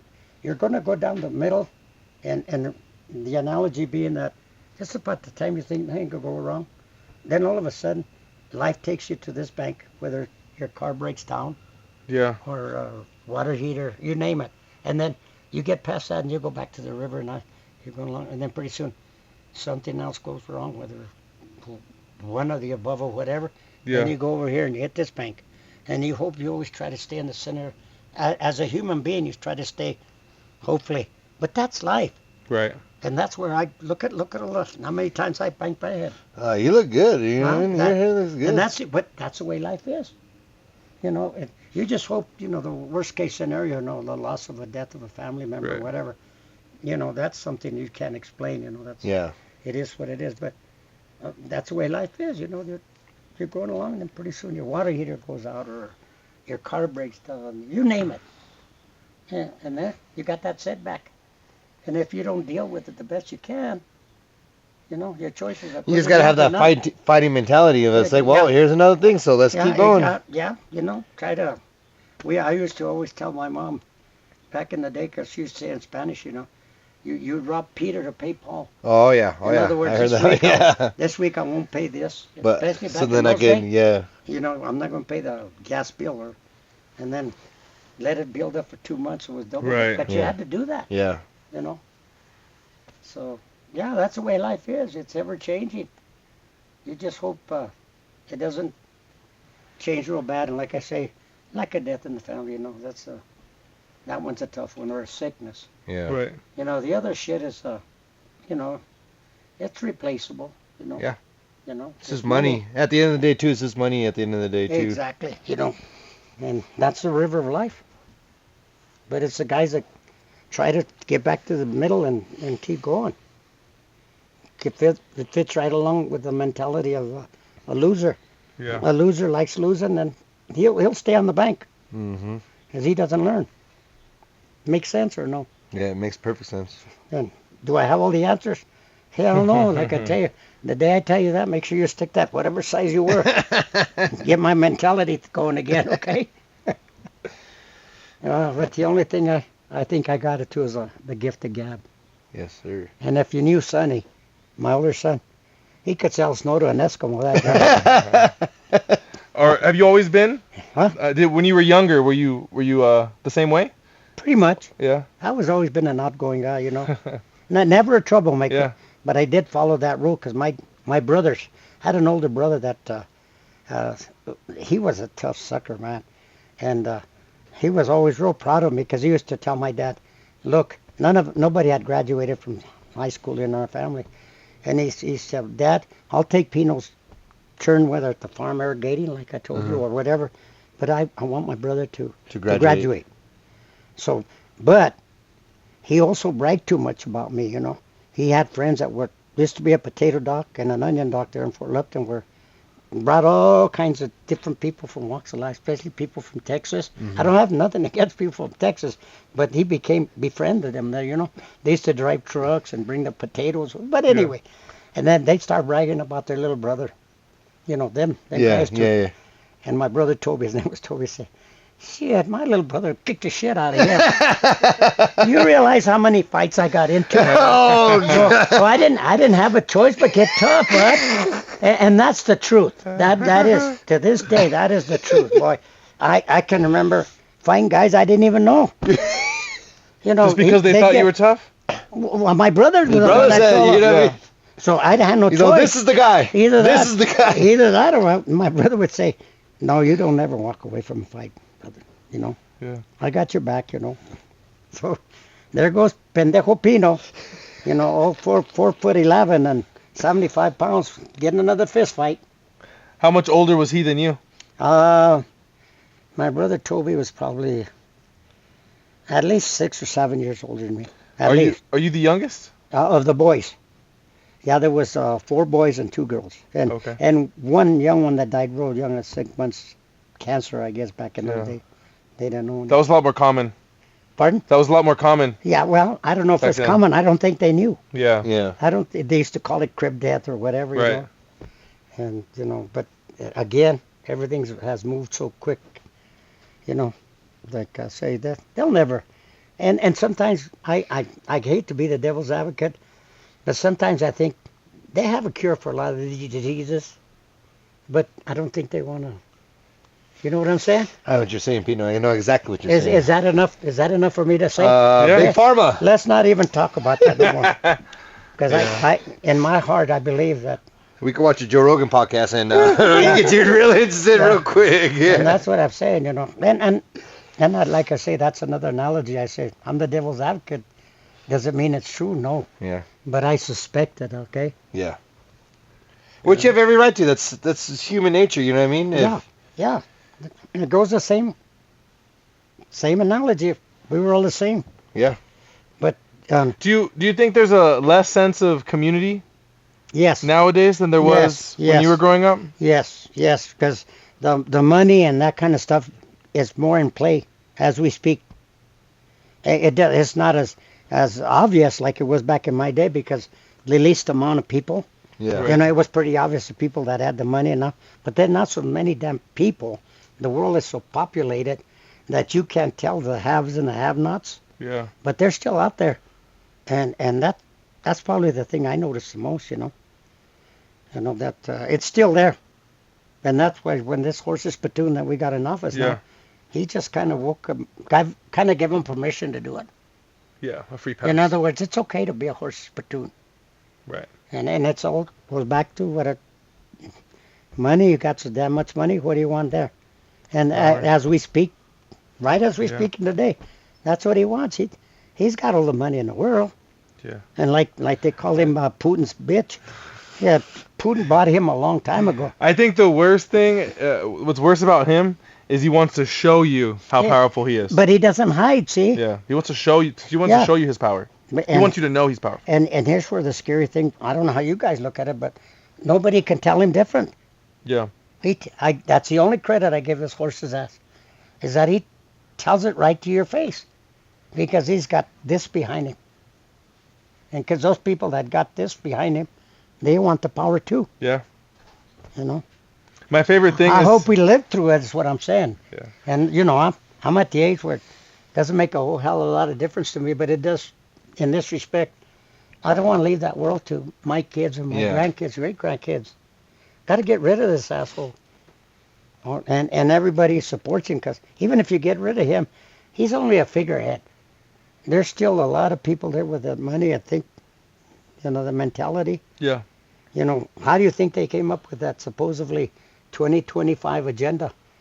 all those rich suckers came together with that agenda, Yeah. and I'm sure they signed some kind of thing. I'll back it no matter what. Right. And that's the way I look at it, that's where we're at right now. Right. That's just my analogy, Yeah. whether it's right or wrong or indifferent, but that's what I see. I don't like what I see. How do you how do you propose that we could fix all this corruption then? Well, the only way we could honestly do, people that are in our, that we have any kind of resource or whatever, especially people that are really, let's call them Trumpers, like they say. Don't argue and fight and go against. Just try to let them see the error in this man's ways. Because after a while they're gonna have to get tired of his bullshit. Keeping us separated and all this other shit, battling to make ends meet. 'Cause everybody's got that problem. I don't care who you are. No matter what race you are, you have I problems. said, what you got to make him realize, but don't argue with him, and if you know anybody that's in power, whether it's a congressman or a senator, write to him and tell him, hey man, where does this thing end? But the only thing I see, hopefully, if I live long enough, I'm hoping the Democrats take over the House of Representatives. That'll stop him a little bit. Because right now in both the Senate, because I follow that like a dummy, but I do. But I follow that shit. And, Yeah. So right, we got, 4 votes less in the House of Representatives and 2 in the Senate. Yeah. But if somehow or another in this midterm elections, when they hire or they elect those, Yeah. The special elections. yeah, hopefully we can, at least come even with them, did you think that Kamala was the right candidate for the she didn't Democratic Party? and I had nothing against her. But she come just on, wasn't you guys, the right one. Yeah. I'm going to give you guys, I'm not going to call you stupid, okay? But I'll let you answer your own question. Sorry. And the reason I tell you, I want you to answer your own question is, first of all, if Hillary Clinton didn't win, and she was a woman, what makes you think that Kamala was Yeah, exactly. a woman and then black? Come on, dude, help me out with this, okay? Well, do you think there could have been a better candidate? You think? Oh, I think so. But do you think if there? Yeah, I don't know. That's why I don't. That's what I'm saying. Do you think that there needs to be a better candidate to run against? Yeah. Oh yeah. Oh, for sure. Instead of just throwing somebody in there like kind of how they did with Kamala Harris. Well, I don't know how that political world. Yeah, works, I don't know how it works either. Yeah, I don't. But is it like, look at Trump for the longest time. He was fearful of Biden running. Was it because he was popular or he was well known? I don't know what it was. That's why I say I don't know nothing about politics. Yeah. But he was scared shitless of it. Yeah. And he had a reason. He lost to him. So those people in that world, they know. Yeah. They know. In those circles. Yeah. They know. So the only one that I see was one of either that guy that spoke for 25 hours on the Senate floor. Yeah. Him or that other guy. But they're Cory both Booker. black. What chance do they got? I think That's what scares the shit I don't out of think me. at the end of the day, that I know you say that. But I hope matters, I'm but wrong. yeah. You've been around. You've been around longer than me and Calvin. Yeah, but and I don't seen- have the answer. I know, but like, what do you think there needs to be a better? What's the word I'm looking for? Do you think color still matters that much? I think so. Sad that to much? say. Yeah, it matters that much. And I'm really going to be out of line here. I got to find somebody like Trump that can lie as much as that horse's ass does.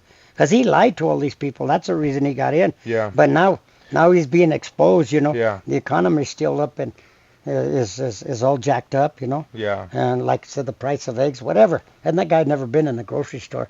But he convinced everybody that, he'll fix that.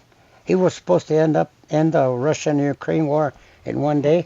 Shit is still going strong. I think this is the first time that the past March was the first time that manufacturing was basically industrial manufacturing was at zero since World War II. Yeah.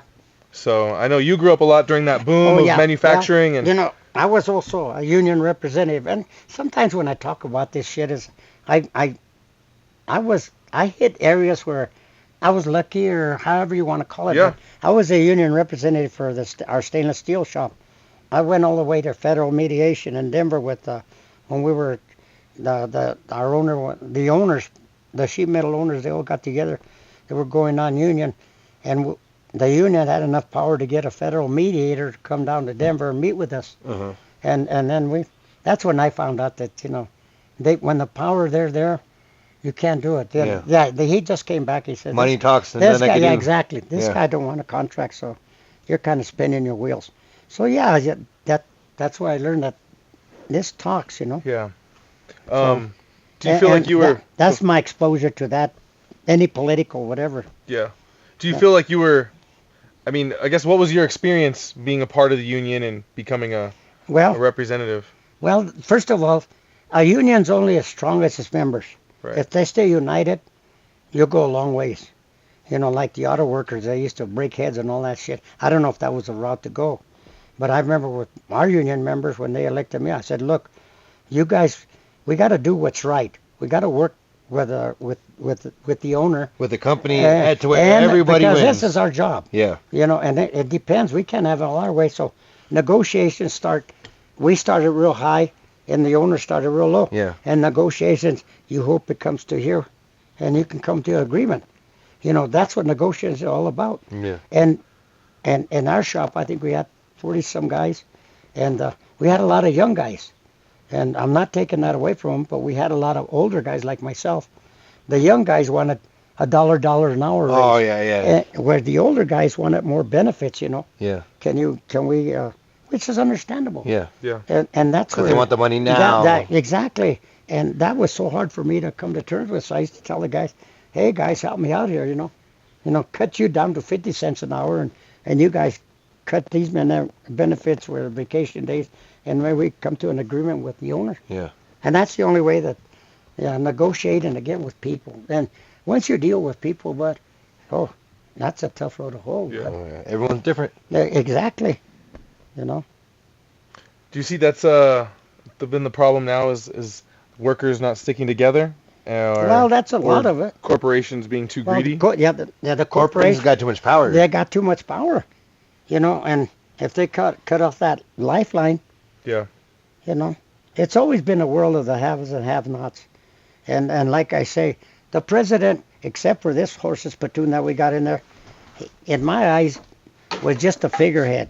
In other words, he was the president, but everybody, all his associations around him, they pretty much advised him and told him, we do this, whatever, whether it's for the party or whatever, for the good of the country. Mm-hmm. But now with this asshole asshole is all for him. Yeah. And that's the difference I see. That's in my humble opinion. And that's why I say, this guy's got to be, I don't wish anybody to die or whatever, but, this guy, he wants to run the third term. Yeah. Now, how come, you tell me why all those young guys, especially Hispanics, have voted for him. They believe everything he said. Yeah. They see as far as like the polls or whatever, they say that his Hispanic now they're popularity going down. Yeah, of course now but they look, see their grandma's getting deported and they're like, oh, bad idea. But not, this is like the old farmers say, the cows are already out of the barn. He's got his ass in the office. Yeah. It's too late now. Yeah. It's how we deal with present time. Right. Have you ever experienced anything like, I guess now and everyone's kind of panicked and worried about being deported or him ending birthright citizenship or things like that? Have you ever experienced that in your life or you remember? No, thank God. Sort of panic between. I guess because I was born here. Yeah. And I worked in the union. I worked at the Rocky Flats. I actually got a clearance like a lot of those guys. A lot of those guys on his cabinet.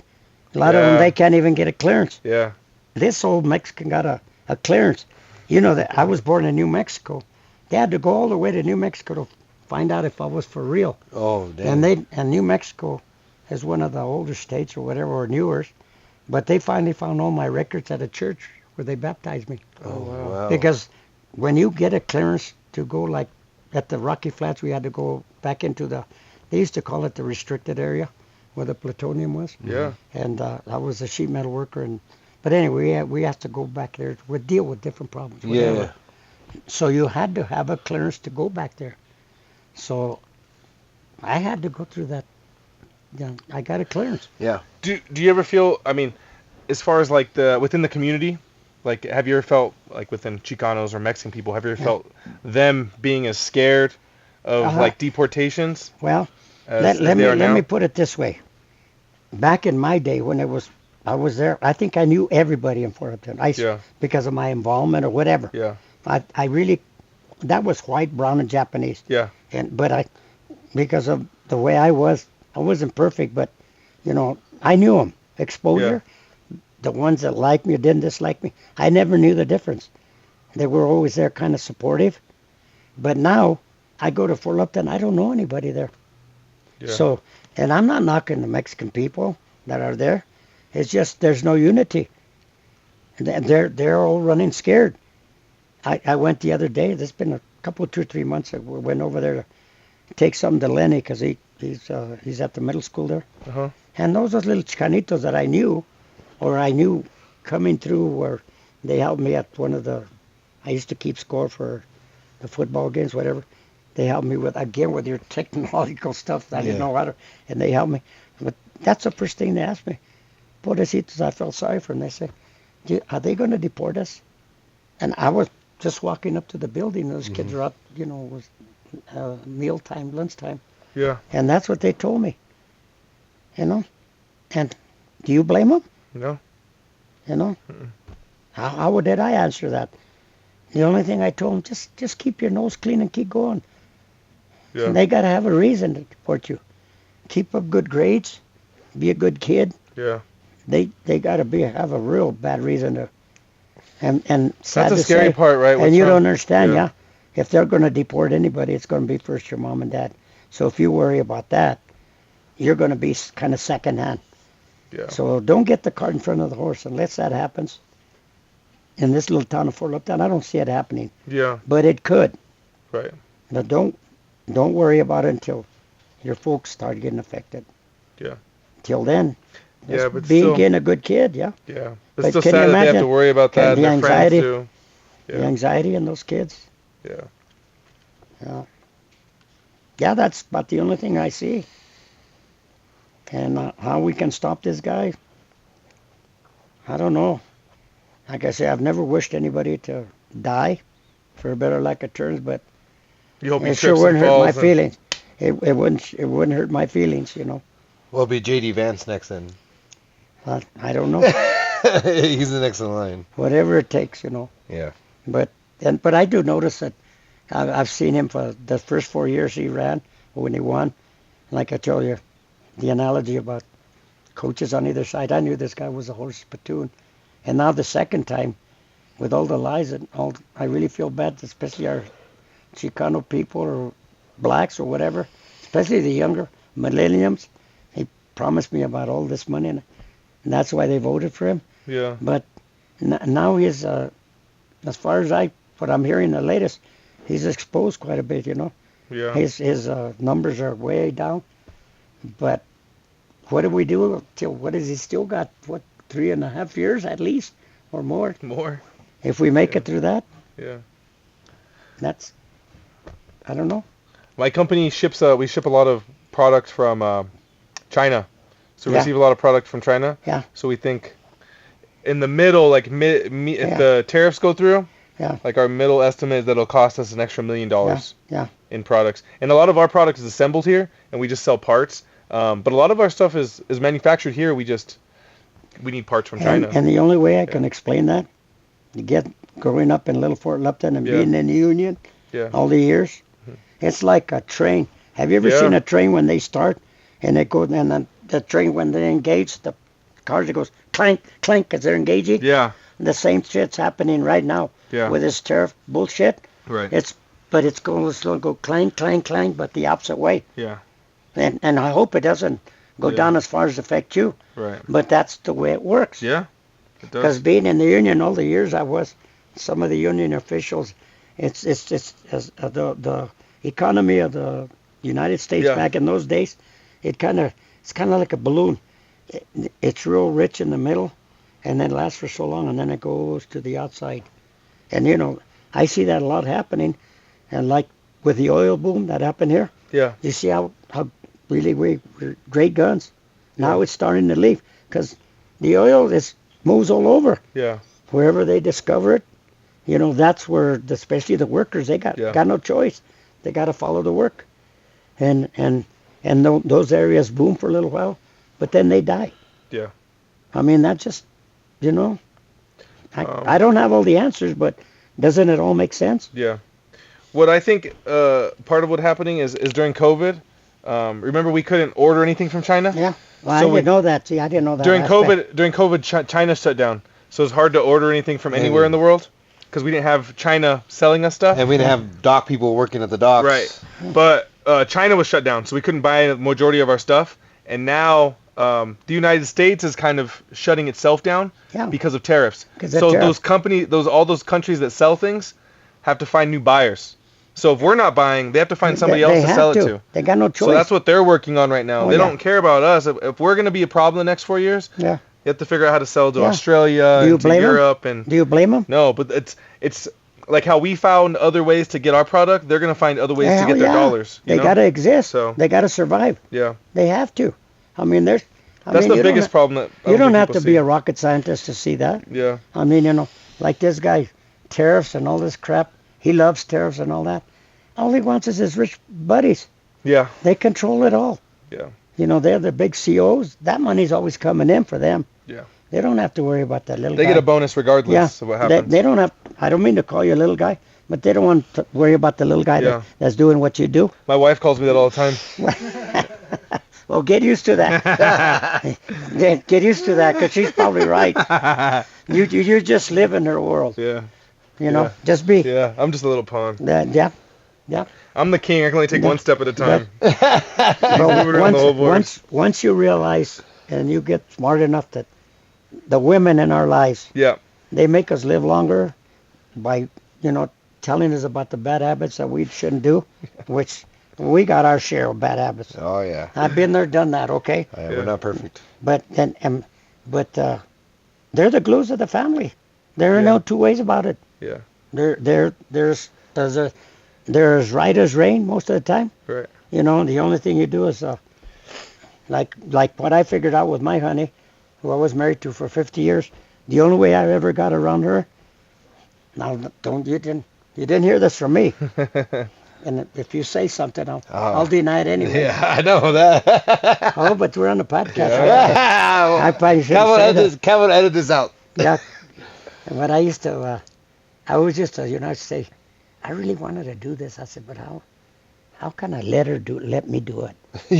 So what I would do, having that I had a little bit of gift to gab, I would make the conversation to a point where it became her idea. And it took a little while. It took a little while. Little planting here, little planting there. Exactly, yeah. And then, when it became her idea, I was good to go. Oh. If you didn't hear that from me, I'll deny it. Hey, I think every man needs to hear that. You know what I mean? Everyone should hear that. Yeah. Strategic. You know what I mean? Well, you know what side. To get what you want in life too. You know what I mean? You can't just be. You know what side your bridge buttered on, right? Oh yeah. There you go. So don't be a fool and mess that up. Yeah. Because it only brings turmoil. That old saying. Happy wife, happy life. Mm-hmm. And that's just, It's true. And that's if you got a good one. A good one. You know what I'm saying? Right. I'm not saying you guys don't. What happens if you have a bad one? Other marriages don't have.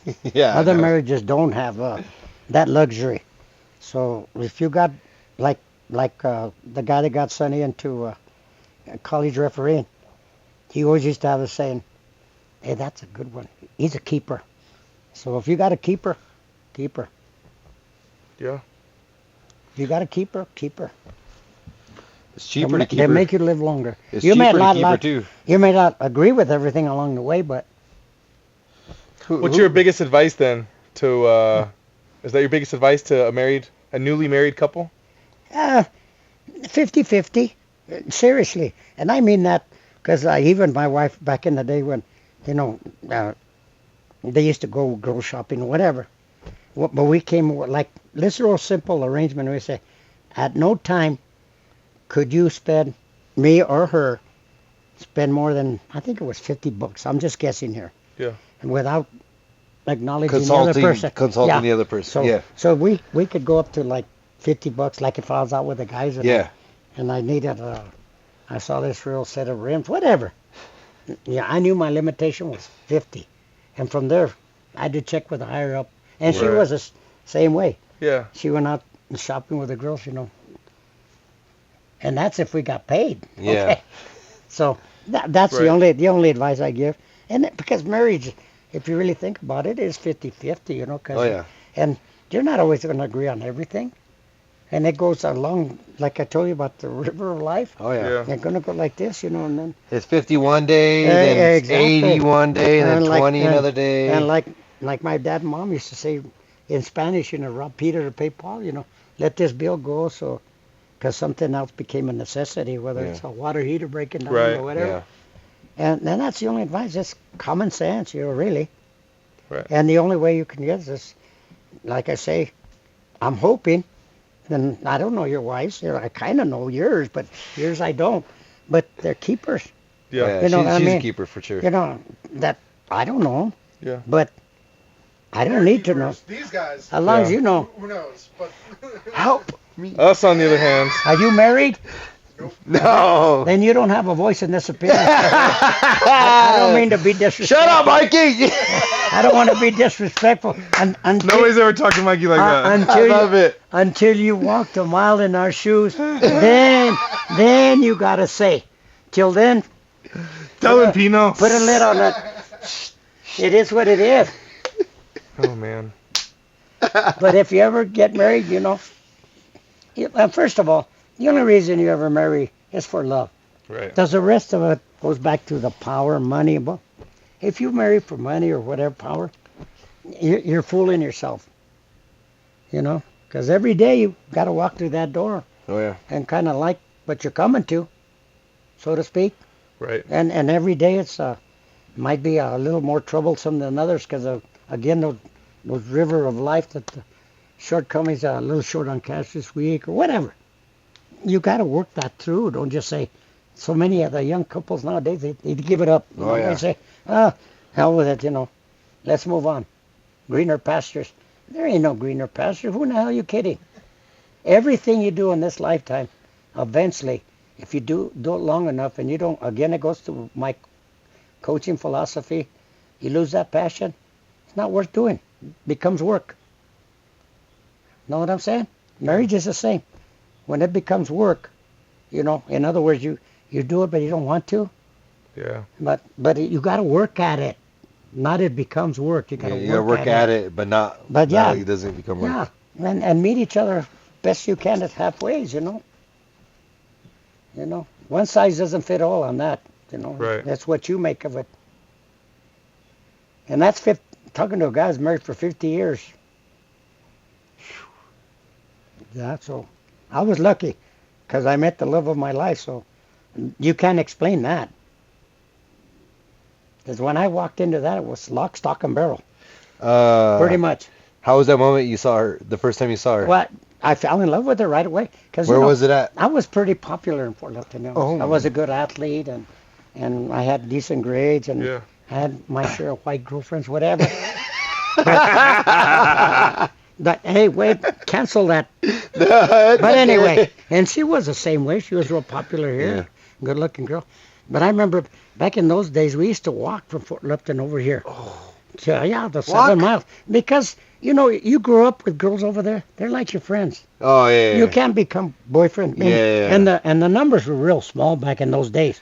What was your graduating class? Not like there's probably 30 girls to one guy. You know what I mean? Yeah. But back in those days, if it was 2 or 3, maybe. Yeah. But anyway, we used to walk over here, and the first time I laid eyes over here, we used to come looking for girls and fights.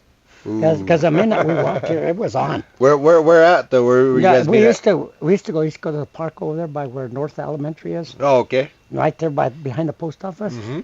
There was a park there, a big park. Half of it's gone now, but that's where they kind of the popular place where everybody would meet. Uh-huh. And then there was another little place called there on the corner of Bridge and I want to say 6th Street. There's a barber shop there now, but it used to be called Bulldog. Everything in Brighton was Bulldog. And it was called the Bulldog Stop or something like that. But anyway, the teenagers used to hang out there Oh. like for lunch and what have you, and Yeah. after school. And that I met her at the park, and then later on I found out she had eyes for me too. So ended up being I had a scholarship to go to college, but I really didn't want to go to college, because the financial expense for my folks. So I told you, if you see me here in about 2 months, riding around in a car, it's over, babe. Oh, dang. And yeah, sure Tito's enough, got them. I went to college for about a month That and a Riz. half. It wasn't even a month and a half. I think it was a month. But I got a full ride scholarship for wrestling. And then I still didn't want to go because, again, financial burden for my folks. And I wasn't into the college scene. I mean, that wasn't me. Yeah, you didn't like school that much. No, I hated I school. like high school. I hated school though, like schoolwork and I all wouldn't that. I wouldn't change my high school for nothing, because that was just a great time. But I just didn't want to further my education. But anyway, went to college. I wasn't going to go because, again, financial burden. But the coach wanted me bad enough. He says, because you could eat on the training table during wrestling, season. You get your meals free. Yeah. And then your board free, but only for that season. Oh. So the rest of the time, when you went all year, you had to pay for the others. So he also gave me a scholarship for football. Oh, wow. Well, I don't know. So I went for the football thing, and so I could eat on the training table. I figured back in the day, teenager, got all the answers right. So I figured I'll make it through football and I'll eat free. Yeah. And the coach told me you can only hold like for extra points and stuff like that. Yeah. And then of course at wrestling I'd do my thing, but I would get free meals from free board for those 2 seasons, which was pretty much took me Most of the way. 2/3 of the way Yeah. through that first year of my college, so-called. Well, lo and behold, we were out there. I know that some of this crap that I tell you think I'm making it up, but I lived it. Anyway, we had this. I don't know how much you know about football, but we had this drill they used to call for the middle linebackers. They'd put him in the middle, and then they'd put a ring around him. Oh, yeah. Guys, Oh, right? yeah. You guys have Bull in the ring. It was bull, Yeah. bull in the ring, and it was for linebackers. You know? Yeah. And they'd call the number, and that guy would come in and throw Oh, a yeah. block of some kind, Oh, Yep. and that way the linebacker knew how to shed that. So you guys did that. Oh, yeah, we Yeah. did that in Pee Wee. Yeah. Well, lo and behold, this one kid was from out of state, and the kid that came and hit him was also from out of state. Well, what ended up happening is the kid was in the middle, Remember I used to tell you, right? Yeah, You yeah. went like this. Yeah, yeah. See where that block was coming from? Yep. And this kid came across and just caught him with this and hit him and broke his voice box. Killed him on the spot. What? Yes. And this was only about 2 weeks after I'd been up at college up at Trinidad. Wow. So the coaching, the coaching staff right away, got us all together and said, look, guys, this is going to hit the news media. And I don't remember how much they gave us, 10, 15 bucks a piece. We need you to go, practice was called, obviously. And want you to go get to the nearest phone and call your moms and dads, reassure them that it wasn't you. So there were 3 guys from Fort Lupton, me, a heavyweight state champ, Ray Cruz was up there on a scholarship too, and then Bob Terry, another friend of ours, was up there. We put our monies together. If it wouldn't have been for that, we came back to Fort Lupton and went back. Oh, wow. Oh, my God. So that's what, maybe that was a sign from the good Lord. I don't know, because my heart wasn't in it, It just... Wow. So I never went back. So So if you guys didn't have enough money, you would have stayed? Well, I don't know. That's still a question mark. Yeah, you would right. never know. I don't think my heart was in it, but Well, to see something like that happen and then them Yeah. trying to cover it up, Yeah. too, you know what I mean? That's... well, they weren't covering up. They just wanted they wanted Didn't to want all make the sure parents that to the call, news right? media, that would say a Trinidad football player got killed, and now knowing that I was out there in football, they just wanted us to reassure our parents it wasn't you. So you guys went home instead? We put our monies together and drove back from Trinidad to Fort Lupton. Never went back. No, all 3 of us. And then you met the love of your wife? Well, I know I'd already met her. Oh. Okay, 'Cause so when you came back then, what happened then? And then when I came back and I a week or so later, I said I got a job right away because my brother was working construction, so they worked for the little company called Foreman Poor, and my 2 brothers were working there already, so I got on with them, and then I saw her about. I ran into her. They used to have an old Rex Theater here, and I ran into her there, and I says, I'm back from school, but it's going to take me a while to put some money together to get a car. So if you see me in a car, it's all over. It's all over but the shouting. And I said, but if you don't want to, I'll understand that too. And that's just the way it came down. Dang. It's not anything I planned, but... Then you got a car and you saw her soon, or? Yeah, when I got a car, I wanted a 55 Chevy 2-door hardtop. I mean, I always loved those 55 Chevys. A Bel Air? I wanted one, yeah. Yeah. But old Clarence McCorkle there, it used to be, it was Brewster's, and then it became Purifoy, I want to say. Oh, I can't Purifoy. remember. Yeah. Chevy. And the only thing he could find me was a 55 Chevy convertible. Oh. So that's what I bought. Oh, dang. How much was that? Do you remember? I think total was, I want to say 4,000. Oh, God. Because my dad, That's so crazy. my That's a pretty dad, penny. That's back a then, lot. though. That's a lot Yeah. of money back then. my dad co-signed for me, and then Clarence, who was a good friend of my dad's there, because again too, he had ties from. I used to call them the Viejitos, where he was ran the farm for him. Uh-huh. They had ties, so they kind of had put a deal together Yeah. where I could afford to pay for it and went to work. What color was it? It was maroon and white. Oh, gosh. Maroon and I know white. exactly what it looked The first like. thing I did was put duals on it. I used to love that. I used to like that. You go and then you'd put it in low and go. Brrrr. I can't remember what they call those mufflers back in those days. They had Was a- it they the had a cherry net- bombs? No. Oh, it was something. You were on a lot of the younger kids. Really appreciated your stories. And a little bit of the prejudice back in the day. Yeah. Yeah. As I told you the story about Yeah. Yeah, you how told the us. cops beat up my dad. Yeah. Yeah. So that crap has always been around. Yeah. And that's what scares me more, I guess, because of my life, the way it's You've seen unfolded, it, whatever. you've seen I've seen a few of yeah. that shit, so I know it's there. Yeah. It's there. So when The this, possibility is there. we're not recording no more, right? We're back. We are, but we Oh, can. It's okay. Well, I don't want to use bad words, but I say. Oh, it's Man, okay. I can beep it out Oh, if okay. any bad Yeah. words or 'Cause anything. now that we got this asshole in there, that's why I say Yeah. he's giving it okay, because that shit's always been in the woodwork. Yeah. All he did was say, "It's okay, guys. Yeah. I got your back." That's what I was wondering earlier a little bit, is like when you were younger, you seeing those type of things. Not so bad. But does it kind of seeing it now again? Do you see It that? really bothers me. Do you see that coming back around, It or people bothers me. being more Worse. people- Worse. Oh, Worse, and I'll tell you why. Because these guys that voted for this horse's platoon, it kind of gave him permission to be the asshole he is. yeah, That's why it's worse now. yeah, That's why I like this deportation crap. He's kind of got the okay. yeah, And that's why I ask you guys, who's going to stop him right, if it isn't death? yeah, And then that's not going to change because, there's so many other horses platoons behind him yeah, that you guys heard of that, whatever it was called, something 2025. yeah. Did you hear 2025 that? project 2025. A bunch of those rich guys got behind and wrote all that shit up, Yeah, and they're following that agenda as we speak. yeah, So even if this guy passes or whatever happens to him, those guys are still there. yeah, Sad to say it, I don't see a lot changing. yeah. It's their playbook. Sad to say.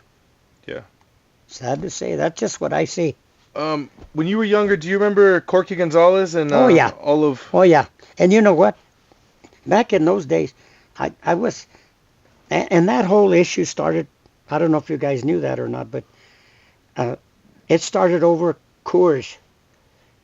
The plant in Golden, Right, where they made Coors. right, And I grew up on Coors.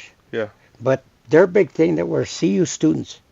And they're the ones that Corky Gonzalez got them CU students going. And I was all for it, because they were hiring a lot of Hispanics. In But the Coors way, plant, right? at the Coors plant. Yeah. It didn't affect Fort Lupton, really. Because, I don't think anybody from Fort Lupton could have. I don't know. Right. But the only reason that I kind of went against them, not against them, didn't support them 100%, is that they would go around, especially in Fort Lupton, because I saw that firsthand. Yeah. If somebody was drinking Coors in the bars or whatever, where I was at, Yeah. I used to see the guys that they'd go and actually, it's like you're drinking a Coors, they'd go and take it away from them. And the guys would say, hey, you can't do that. Yeah. I paid for that. Yeah. And then that didn't sit well with me. Yeah. So, Richard Falcone, I don't know if you remember Rich, but I know you've heard the name. Mm-hmm. He was kind of the ringleader in Fort Lupton, him and this other lady. And I remember one time we were at the town tavern when this shit happened. And I stood up when I was standing in line, used the bathroom there at the town tavern. And he did that to somebody there where I was close by at the standing in line. And I said, Rich, I called him Rich because I went to school with his older brother, Tony. I told him, Rich, you shouldn't do that. That guy paid for that drink, you know. Yeah. Well, you just don't understand. I says, yeah, I understand. I understand right from wrong, you know. That's his preference of drink. And I understand what you're trying to accomplish here. Yeah. Instead of supporting. So he says, if you got a better idea, I said, well, I don't have a better idea, but let me go take a leak here and then we can talk a little bit if you want. So he said, I like that. I said, okay. So I went to the bathroom, and then I came back to where I was sitting with my compadre Lalo, the one that I got first to help me with Metro, and my wife. We were having a beer, and I told him, guys, give me a minute. I'm going to sit back there and talk to Rich for a little bit, see if I can find out more about what's going on, with this movement. They call it the movement, So anyway, we sat and we talked, and he kind of told me the ins and outs of what he was doing. And he says, but how come you were against me, taking that Coors away from that guy? Because that's who we're battling. Well, it says you're battling against a company. You're battling against someone who doesn't even know. But you're going about it the wrong way. Yeah. He said, well, how else can we do it? By explaining it to them. Don't take their beer away from there. Yeah. Sit next to him and buy him a beer of a different kind and tell him why, because of the hiring practices. You're not going to get nowhere past. And I was trying to make sense with him that way, but he wasn't having it. He was kind of militant. Yeah. And I said, well, Rich, let me explain it to you this way. Well, no, and then Rich tells me, I remember this so plain. He says, well, how come you had so much success with the wrestling program? What do you explain that I do it, go about what I'm trying to accomplish? Well, the only way I can explain it, and here again, because you guys didn't grow up on a farm doing all that beat and stone. They used to call it the saihe.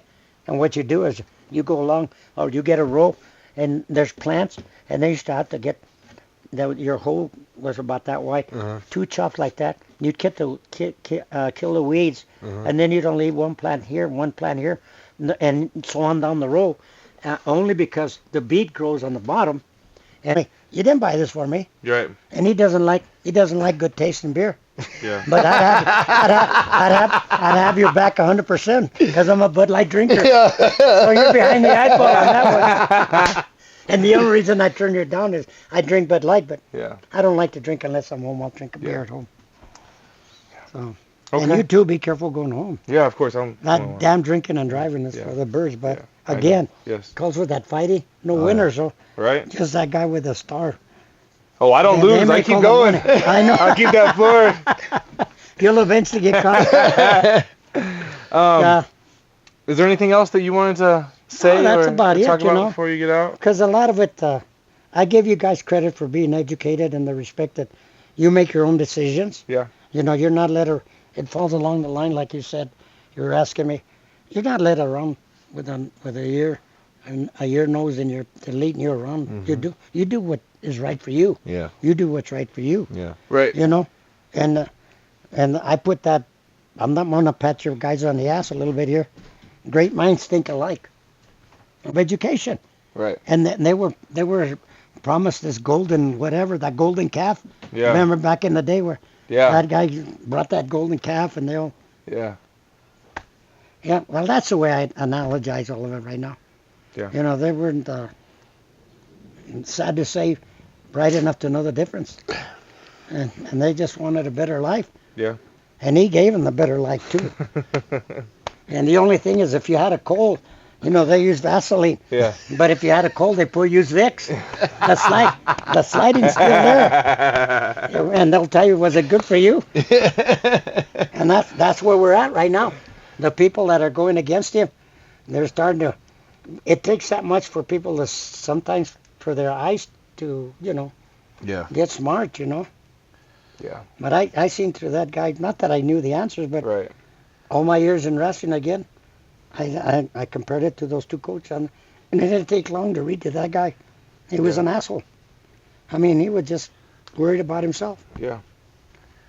Himself and win at all costs. Right. And that's where we're at, right? I'm just hoping that somehow, they can at least not let us get into a civil war, Oh, yeah. Right. because those people are, and it's sad to say, they got the money, so that means they can buy a lot more guns. Yeah. So if it comes into a civil war, They can they're buy a going to lot. be a hell of a lot more prepared than us. They can buy a lot more body shields. Yeah. Can afford a lot more people. Well, I don't know. But yeah, thank you. That's just the way I see it. I do. You guys have a Yeah. right for the way I'm not trying to convince you my way. I'm just telling you that's Yeah. the way what I see. Right. I'm sure you guys see different things. You Yeah. know, but that's what makes us individuals. Yeah. I think there's a lack of older voices Well, for the younger generation to Yeah, actually listen to. it So, could be. I It think could be. it's good for the younger generation to hear. Yeah. Well, that's why I challenge you guys. You're the younger generation too. Yeah. Educate the other young men around you. Yeah. To see whether you see it there or in his ways or Yeah. where we're headed or Oh, I know. I tell Chris. Seriously, because I was sitting with my buddy Joe, the one that I go see that's 91 here in Fort Lupton. I go see. I better get going, guys. Yeah. Yes, 'Cause sir. I'm gonna have to use your bathroom again. Oh, Yeah, that's Go. fine. No, I think I appreciate you coming on here and giving us your opinion. Well, on it's things just my and- opinion. Yeah. Right? No, Giving that's- us your opinion. It's Can I go very pee insightful. right outside here? Okay. Let's I- just. Can you? I can't hold No, it. no, go for it. Go for it. All right. I tell you, you don't You're get good. a lot We're of good. We're warning. done. We're done.